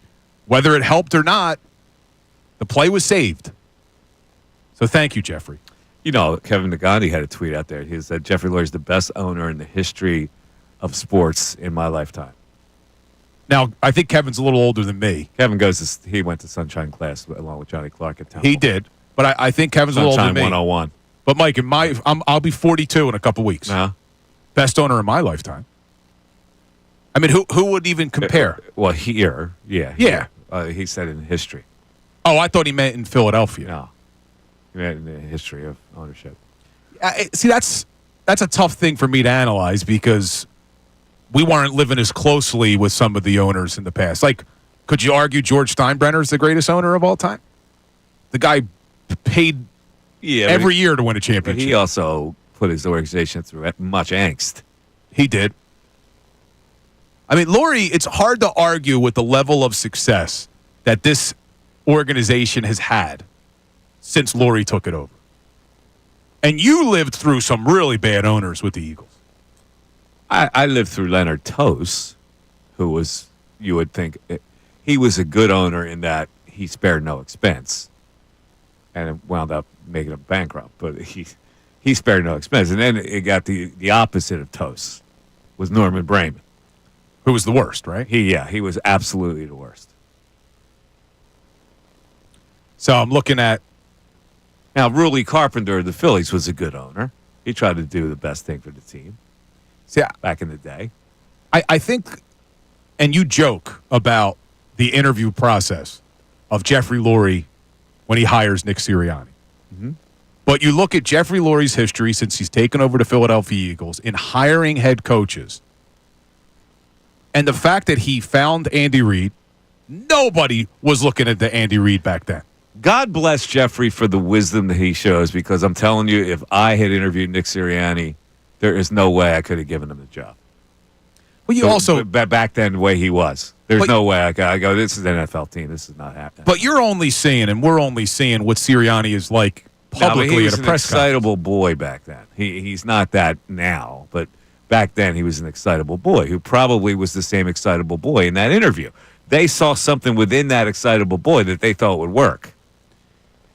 Yeah, I'm looking at some of the numbers here. So Jeffrey Lurie is only the 6th individual owner ever in the history of the Super Bowl era to win multiple Super Bowls with 2 different head coaches. There's only been 6. Al Davis did it with Madden and Tom Flores. Pat Bowlen did it with Shanahan and Gary Kubiak. The 49ers owner, Edward DiBartolo, did it with Walsh and Seifert. Jerry Jones did it with Jimmy Johnson, and the team that Jimmy Johnson built, Barry Switzer, wins it. And then Dan Rooney with Cowher and Tomlin. I mean, that is pretty impressive to win 2 Super Bowls as close in time as they did with completely different coaches and teams. I mean, you figure the 2018 Super Bowl team and then the 2024 Super Bowl team, which was the 2025 Super Bowl because the year, but it's pretty impressive, man. And it all starts at the top. It all starts with the wet dream itself. Emotional intelligence. I'll tell you what, saying that comment does not show emotional intelligence, I don't think. Right? Saying that He in front knew of... that he'd get everyone's emotions out of whack. You lack emotional intelligence. Ray's so on board with the comment, too. It's amazing. He loves it. It's hilarious. He loves it. It's cringeworthy. Yeah, absolutely. I find myself cringing when I say it. When I quote it, I cringe. Well, I actually said to my wife this morning, because I knew we were going to talk about this, I said, can I say wet dream on air? And then I heard them talking about it in the morning, and I'm like, oh, okay, I guess we can. It was reported that way. It wasn't bleeped when they reported it and written about. No, but it's, I mean, it is a crude I don't know. thing to talk It's about. it's a weird thing to talk about. It's very strange. I don't think, people bring it up in conversation. It happens to pubescent boys. The problem is, and Bill, we're not going to hear from Lurie until after next season. Oh, so. the state of the team? Yeah, so you'll never even get to ask him. Like, if this was Jerry Jones, he'd be asked about it the next day because he's always in front of the media. Yeah. All right, back to the text board we go. What are we saying about the wet dream, the push, the Phillies? Chris from Pottstown here. I don't know how anyone could not find Lurie's wet dream statement bizarre and embarrassing. I just wish, that's it. I don't know where I was going with the rest of it. Yeah. It is. It's kind of embarrassing. I don't know. Like, from a stately guy like Jeff Lurie, like, you would never, that's the last thing I would expect. Don't you think? Yeah, and he's usually, when he does address the media, even though it's once or twice a year, he usually addresses the media well. But, see, I think to give Lurie a little bit of a break, even though I think it's a weird comment to make, you also don't expect this to get... It wasn't like he was talking to the media. This was behind closed doors in a closed door. Whoa. What's that? Trying to shut me up, right? Yeah, we were going to a break and... I mean, it is. Hotkey fired. My bad. Hotkey fired. Yeah. I mean, it's weird. It shouldn't have been said. You have women in the room. You got professionals in the room. It's just a weird thing to say, but I guess he also didn't anticipate it was ever going to get out. It sounds as almost like people couldn't wait to get out of that meeting and be like, yo. His last gasp effort, and he got a little too creative with the language of it. 610-632-0975. And he wound up winning. The Mike Missanelli Show continues. Fanatic Sports Update. Pushing forward, I'm Ray Dunn with this Fanatic Sports Update brought to you by Bet365. Whatever the moment, it's never ordinary at Bet365. Download the app today. The tush push hardly survived the owners' meeting as 22 owners voted for the Packers' proposed ban of the play. They needed 24 votes to ban it, so it fell just shy of being banned. Alongside the Eagles, it was the Ravens, Browns, Lions, Jaguars, Dolphins, Patriots, Saints, Jets, and Titans that all opposed the ban. Both Jeffrey Lurie and Jason Kelce addressed the owners prior to the vote, and Adam Schefter reported that they're advocating for the play include trying to clear up confusion about the play. That they think that what's happening on this play is misunderstood. And in that room with Jeffrey Lurie, with Jason Kelce, they were able to clarify how the play is coached and how it's taught. We'll see if anyone tries to replicate the play in 2025, another season in which the tush push will be allowed by the National Football League. The Phillies won their 6th in a row last night, knocking off the Rockies 9-5. Trey Turner, Bryce Harper, and JT Realmuto all homered to the win. The Phillies go for a 4-game sweep of the Rockies with Ranger Suarez on the mound today at 3:10. This update's also brought to you by Mercedes-Benz. The Mercedes-Benz Dreams Days are back with offers on vehicles like 2025 E-Class, CLE Coupe, C-Class, and EQE Sedan. Hurry now through July 31st. Learn more at MBUSA.com/dream.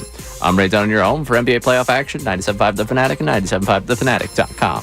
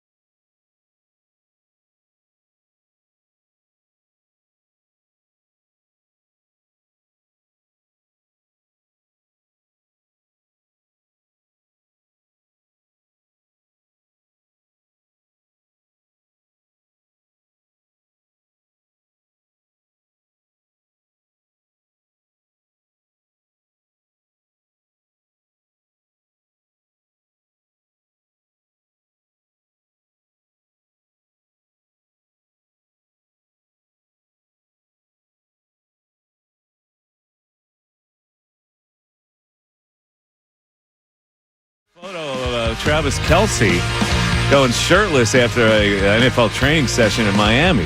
He needs a See little that wax. picture? He needs a little wax. He's a hairback. Yeah, it was. But it's Did not. you find that odd?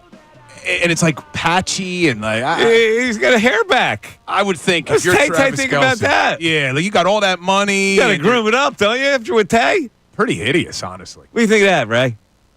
You had a Good hair for him. back. Would you groom it up? If you're with Tay? I guess. I don't know. Yeah, it's pretty rough. The crazy thing There's is, nothing more unsightly than a hair back. Seriously. especially like his is like all over the place. This may sound strange. I gotta figure out how to word this, but when you see Travis Kelce shirtless, I would, and I've seen him shirtless before. Oh, You would. You have? Well, there's been pictures. I'm saying you would never jump to the conclusion that guy's one of the greatest football players to ever play the position You're of right. tight end. Like he does not look like a very You're right. muscular guy. Gronk looks like a muscular guy. Yeah, like Gronk, Tony Gonzalez. Yeah. Right? You see these guys, but when Travis Kelce takes off his shirt, he just looks like Yeah. he's probably just a naturally strong human being and a very good athlete, but he just doesn't look like it. He doesn't have a lot of muscle in his arms. No. The hair back threw me, though. I saw that picture. Yeah. I don't know. Like, I'm going down to shore. I don't know how many people would be on the beach shirtless. But I'm always amazed at the people that really wear the sweater on the back and have and haven't gotten making moves to get rid of it. It's unsightly. Look, if you're somebody that has a hairy chest, hairy back, and you just live with it, fine. But Travis Kelce makes a lot of money. If you had a hairy back, what would you do? I do shave. I don't have a lot hairy. I don't have a lot of hair in general. Shave your chest? Yeah, I do. I shave the chest. Yeah. You're really? Ray, you shave the chest? No. Yeah, I shave the chest. I mean, because I grow it like I thin it. I don't shave it. I'm not a very hairy person, so it's like a little small patch like in between my chest. Have you shave it with a razor? No, I got a manscape. Oh, a manscaper. Okay.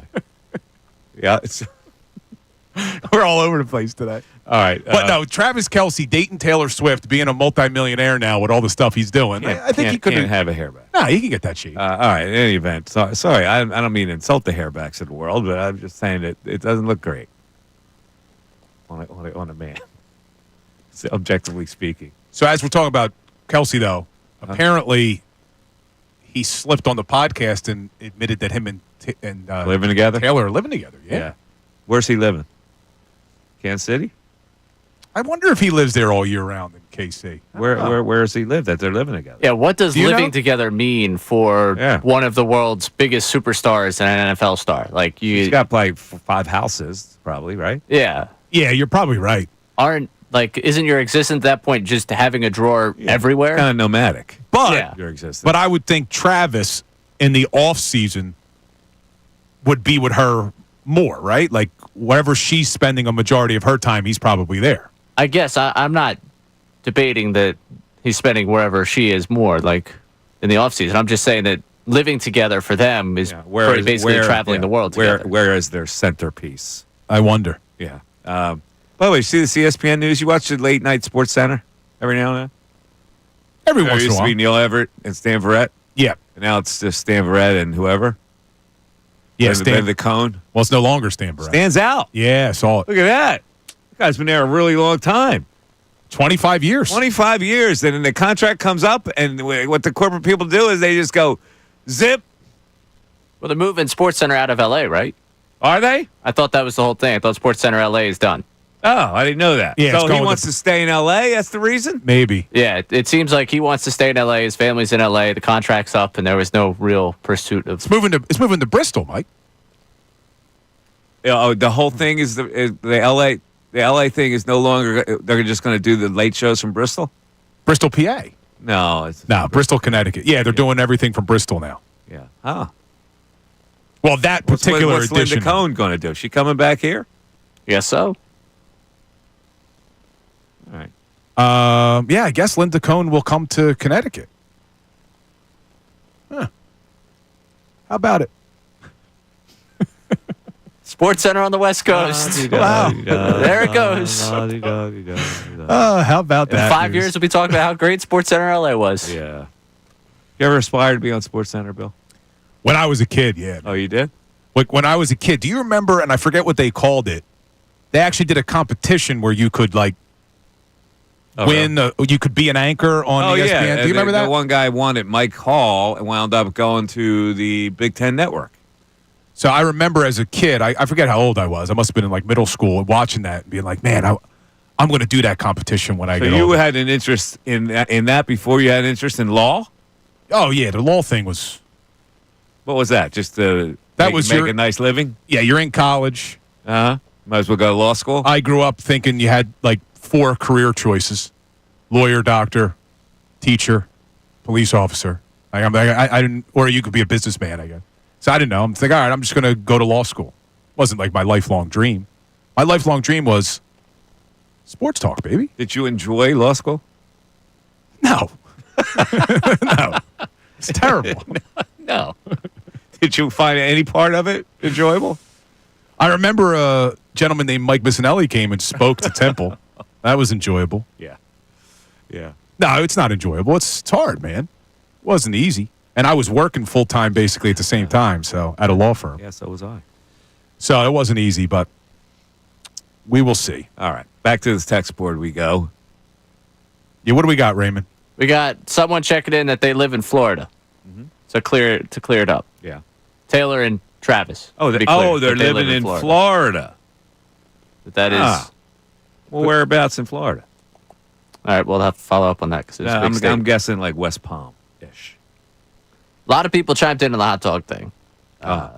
We had my mom is Italian. I'd put ketchup and barbecue sauce on a hot dog before I put mustard on it. I stand with Ray. Yeah, but you're a weirdo. Smart person. This has nothing to do with Italian. Hot dogs aren't an Italian thing. It's an American thing. It's just that the palate adjusts to pink and mustard, brown and ketchup, white and mayo.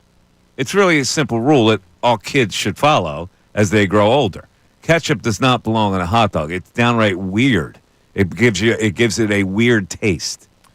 Now, did you come up with that yourself? No, it's just experience in eating stuff growing up. No, but you didn't hear that anywhere. You've because you talk about trademarking things. Ham and cheese sandwich. There's always mustard. There's nothing else you could put on a ham and cheese sandwich. The meat is pink. A cousin of the ham would be the hot dog. The meat is pink. Goes with the mustard. Bologna. Same thing. I was a bologna sandwich eater from way back. This could be your best take yet. It makes a lot of sense. It's really simple. It does make a lot of sense. The pink goes with the mustard. Yeah, it makes a lot of sense. You can't give me an outlier with this. Like the white meat has to. Can you have a turkey sandwich with mustard on it? People have done it, but I agree with you. With ketchup? No. No. You go mayo. One thing, mayo. You go mayo. You're right. And then with a hamburger, see, there are people I think who go mustard and ketchup on the burger. That's fine because you grow up eating McDonald's, they put mustard and ketchup on the hamburger. Correct. But it can't be just mustard. It's got to be the ketchup. Now, what are your thoughts about people who refer to it as catsup? I don't understand that part of it because there are some brands that you'll see in a grocery store that say catsup. I've never understood the distinction. I am so glad you said that because what do you got? Someone that agrees with you on this uses catsup instead of ketchup. Yeah, I don't know what the origin of the catsup is. I think Bill needs to research that online. I already did. What is it? It says ketchup is the more common spelling and is used in most areas, while catsup is sometimes used in the American South and Mexico. But both words refer to the red, thick sauce made from tomatoes. Yeah. But I used to see... I think it's just the spelling. I think it used to be Hunt's catsup on the label. But now they've since subsequently changed it to ketchup. That's where I used to see the catsup. Interesting. Hunt's. Another fine tomato purveyor. Very interesting. Let me ask you a question. You got tomato paste. Hunt's, tomato paste, contadina. Where are you going? The contadina. Why? I don't know. It's probably just better. I would just assume it's that it's better. probably just better because it says contadina? Yeah, I'd probably just assume that it was better. Hold on. Your theory of the white on the thing. I forgot something my mom did. My dad just reminded me. Mayo on a cheesesteak. A lot of people do mayo on a cheesesteak. Is that a violation to Mike Missanelli? Unless you're going cheesesteak hoagie. Delicious. Cheesesteak hoagie with mayo, I can get behind. If you go cheesesteak hoagie with the onion, lettuce, and tomato, you could go mayo. Oh, now I kind of one exception. What's that? That's it. Oh, that's the one exception. That's the one exception. I'm flying solo tonight. I may go cheesesteak tonight. Good for you. You're going to splurge? I may. And then I may go all-night movie night. Then I got to work out at midnight. You go to the all-night workout place. No, I'll probably get the workout in before. Oh, okay. We got news out of Colorado. What's going on? The Colorado Rockies have ceased to exist. Might as well. Matt Gelb, an all-time moment this morning at Coors Field. Johan Rojas went in the stands to make a phone call. Security guards wouldn't let Rojas back onto the field. They did not believe he was a player. Zach Wheeler had to fetch him. Rockies forever. Oh, that's great. Wait, why is Rojas going into the crowd to make a phone call, though? Hey, can't you see? I got my 33 belt on. You hate his belts, man. 33, see? Mi permiso, por favor. Zach Wheeler came to the rescue, though. Good for Zach. Good teammate. Yeah, he's on our team. He's not the bad boy. Mike Missanelli Show continues. Connor Thomas. The Sirianni's credit coming out.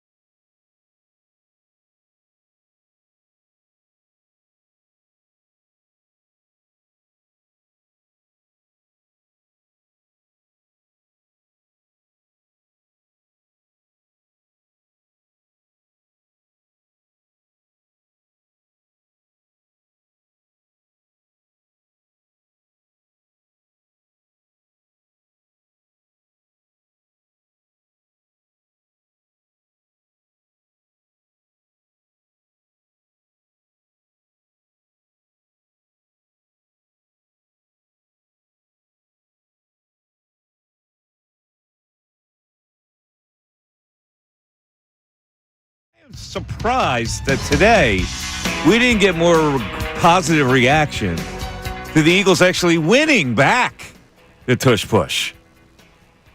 Are we overvaluing it with the Eagle fan base? I would expect people would have been rejoicing today. Yeah, I think you're right. I don't think we are, because if you just scrolled social media last night, and this was a story everywhere, and I expected it to be a major story with us in Philadelphia. This was national everywhere. Yeah, it was a big national story. And I thought there'd be a lot of gloating and glee today over getting the play back. But I think people now, at least this is what I feel, now that it's here, I think that people, teams, organizations will really try to work at it and perfect it. But we've heard from Sirianni on this. I agree with you. I think that's what they're going to do. They're going to try to do it themselves. But Sirianni's talked about how difficult it is to practice it, because you don't want to expose your quarterback in practice to anything, even your offensive and defensive linemen. So how do you practice this play? And that may be the secret sauce that Kelce did not tell the owners last night, because you may figure out how you run it, but how do you practice You spend a lot of time on practicing it. That's what you do. Yeah, but what are you going to do? You're exposing your offensive and defensive linemen. Hold it. You said there was no injury factor? It's a good point. You do no use that injury against factor. Me. But how often in regular season are you even in full pads? These guys aren't in pads a lot. Well, when they're in pads, you got to spend at least a half an hour on it. Unless you do it with the dummies, the tackling. Do it with the dummies. You get low as you can. Do it with the sled. You ever hit the sled? Yeah. Hit the sled. Oh, that was me doing quick feet, quick feet. Were you a sled monster? Were you good at the sled? I used to hate the sled. Well, because you would hit the sled in the Do you ever get dog yelled at days at of practice? summer. Were you not like an obstinate guy at practice? Did you Not ever get yelled really. at a lot? Were you a follower of the coach? Were you a coach brown noser? No, I wasn't. I wouldn't say I was a brown noser. I was just a good teammate. You were a good teammate? Good teammate. How many times did they throw the ball to you per game? My senior year, my senior year, I caught a lot of passes for us. I mean, we ran in both high school and college. We ran like a very run-heavy wing T type of offense. So how did teams try to play you? I don't know. I mean, I was good, but I wasn't great. I'm not going to pretend I was a slot guy in there watching player. you, or like were you a dangerous receiver type, or were you just a grunt blocker? I was more of like a possession receiver. You were, yeah. Like I think my senior year, 3rd and 6, they'd go to you. Probably, yeah. Like I was more of. I did have really good hands. I didn't drop anything. So I think my senior year, I had like, I don't know, 35, 40 catches, something like that. And which for us, run heavy offense wasn't bad. So when did you come up? They're breaking down the scouting report. It's Monday of the next week. We're looking at Gettysburg this week. When do you expect your name to come up in that report? I don't know. Good question. What Probably not In other high. words, what kind of an option were you? Yeah, probably not high. Who was your option first? What was the first option on offense for Gettysburg? We ran at Gettysburg, we ran the Delaware wing T. Oh, you did? So there was a lot of like crisscrossing where you had the 2 wing backs and a fullback. Yeah. So we, like my buddy that I lived, the couch I slept on in New York, I was telling you about earlier, that was my fullback. So he got a lot of carries, and then the wings. You didn't have a traditional halfback? No, we had the wing backs and the fullback. The wing with the wing guys carried a football? Very boring offense, dude. Yeah? Yeah. The wing guys carried a football?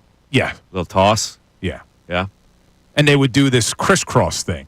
Yeah. It's like a real quick reverse type thing. Yeah. Anyway. Little deception? Yeah, a lot of deception. And then you had to hold up the line for that to happen? Yeah, I'd block a little bit. Yeah. Line up in the slot sometimes. You like blocking? No, it's terrible. Dude, football, I love football more than anything. It's probably like the most unenjoyable sport to play. I love watching it. I loved coaching it. Playing it. Oh, man, you go through 5 days of hell in practice for like a little bit of enjoyment on a Saturday. True. Like, I played ice hockey. Practice was still fun. Like, you could still have fun. Basketball practice, you could still have fun. Like, there are times you hate basketball or hockey practice, but you could still have fun. I never had fun at football practice. It was torture. So why'd you do it? I just love the sport, I guess. But you hated But I hated to play it, I think. I'm serious. I think I hated playing football, if I'm being honest. But you always played football your whole life. You never wanted to quit on it, right? I didn't start playing until high school. Oh, really? Yeah, I didn't play. You didn't play in the youth leagues or I didn't anything? play in the Pee Wee leagues or anything. No. Nah, it's not possible. Why didn't you play in the Pee Wee leagues? I was a big hockey player when I was a kid. That's what I loved, hockey and baseball. Why'd you start playing football then? I don't know. Just started playing in high school. What do you mean, as a sophomore? Freshman year. I went out for the football team, yeah. And then... And did you go out for a certain position? Like, what did you see yourself as? Well, my freshman year, I was as scrawny as they come, so I played defensive back. Ah. Could you hit? A little bit. I mean, it took me a while. I think more... Very modest on his abilities, Ray. You notice this? Yeah, I'm looking up his stats right now. Don't worry. Oh, no. He's looking at his stats? Yeah, don't check out the stats. Well, I'm looking them up right now. No, but... Also, I want to say that credit to Bridget. When you look up Bill Colarulo, the third thing that comes up is Bill Colarulo wife. Oh, really? Yeah. Now, is that... Like, does Google feed you what gets searched a lot? Like, are people searching Bill Colarulo wife a lot? I think so. I mean, you do talk about her a lot. People are searching your wife. What the hell's going on here? Because you bring her up from the chat. People go, I wonder what she looks like. Anyway, our 12 o'clock hour was brought to you by Service First HVAC, offering 0% financing for 48 months, rebates and tax credits, $4,300 when purchasing a heating and cooling system. Learn more at ServiceFirstHVAC.com. And we have the big deal, of course, the big friggin' deal. A same-day ride and water park combo ticket to Maurice Piers for just $70. That's a $50 savings per ticket for unlimited rides on 3 piers and both water parks for a whole day. Make this summer unforgettable at Maurice Piers. Get this offer while supplies last at 975thefanatic.com/deals. Let's go to Uncle Frank in Westchester. Uncle Frank, what's up?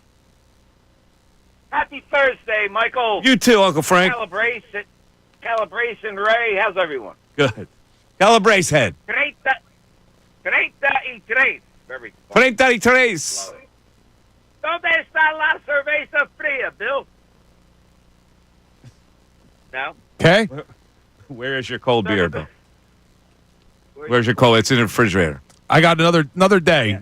Friday night, maybe. In La Biblioteca? No. So, Biblioteca. good Lord. Library. Put me on this planet 66 years ago, and so you have to remind me what a wet dream is. I forget. Anyway. Well, if you remember when you're 14. Thank you. Thank you, Ray. Jeffrey obviously could remember when he was 14. I guess. I don't. So, no better ointment to rub on the Alvarado suspension than playing the Rockies, right? I mean, here's a thought I had, fleeting. If they banged the stitches out of the ball again today, I'd be curious to see what was the most hits they have had in a 4-game series. What are they right now? They in the 40s? How many hits have they accumulated in this series? They had they had 34 the first 2 games. Yeah, can you imagine what it's like in Colorado to buy a ticket to watch that team? Like, why would you even bother? Thank God for Coors and Coors Light, I guess. I mean, the Phillies must be going in and playing in that park on, Jesus, this is different than what we're used to. I mean, it's ridiculous. And didn't the starting pitcher have over like an 11 ERA? Yeah. Yeah, last night's guy. Last night, rather. Mm-hmm.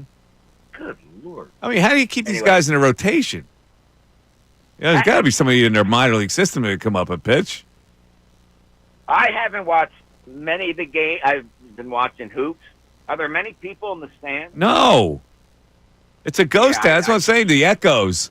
That's why I'm saying these guys must think, they can talk to each other on the field and the stands would hear it. Yeah. All right, we're going to do the you cover. I'll stay. Yeah. Yeah. Right. Oh man, crazy.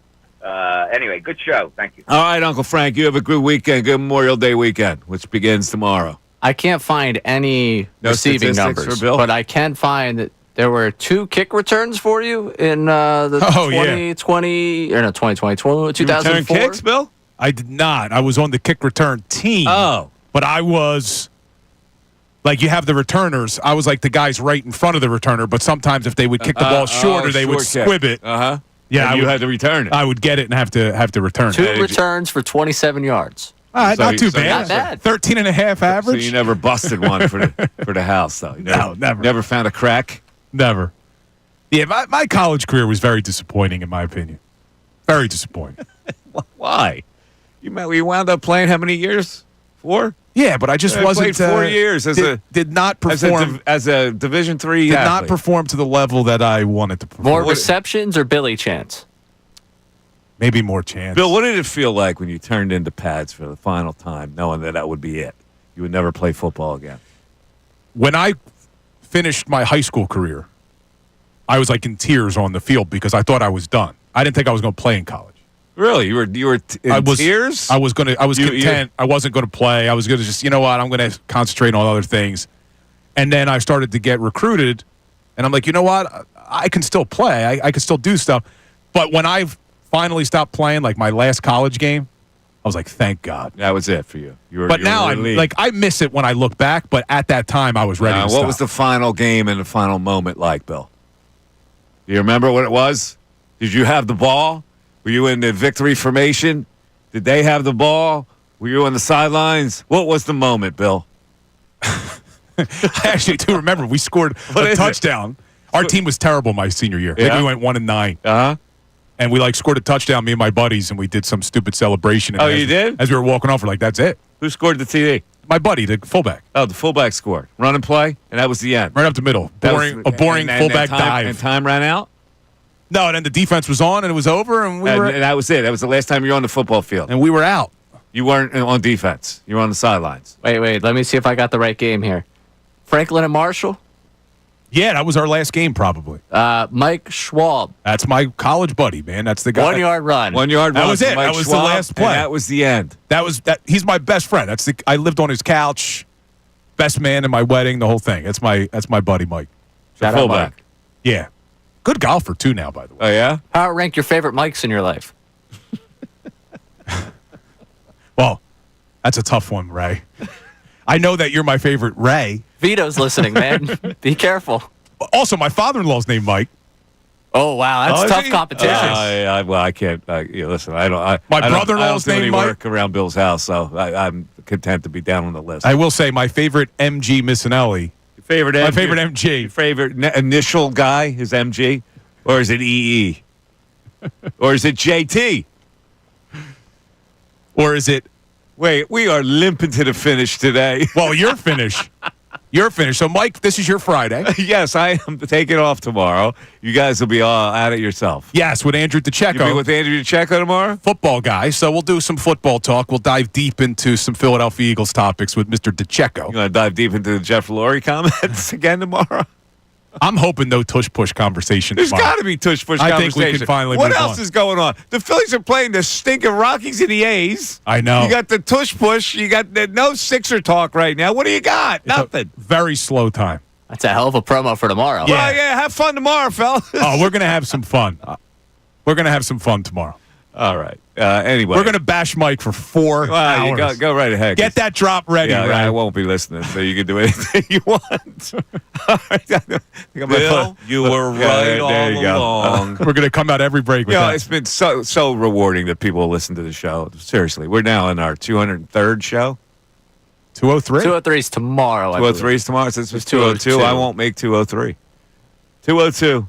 Thank you for listening to the show. And we appreciate your comments and all the feedback that we get on what we should do, what we shouldn't do. I'm serious about that. And you can email me at mikemiss@bbgi.com. And I answer every email. So everybody have a great rest of the day, great weekend, and we'll talk to you next week. Bye-bye. Fanatic Sports Update.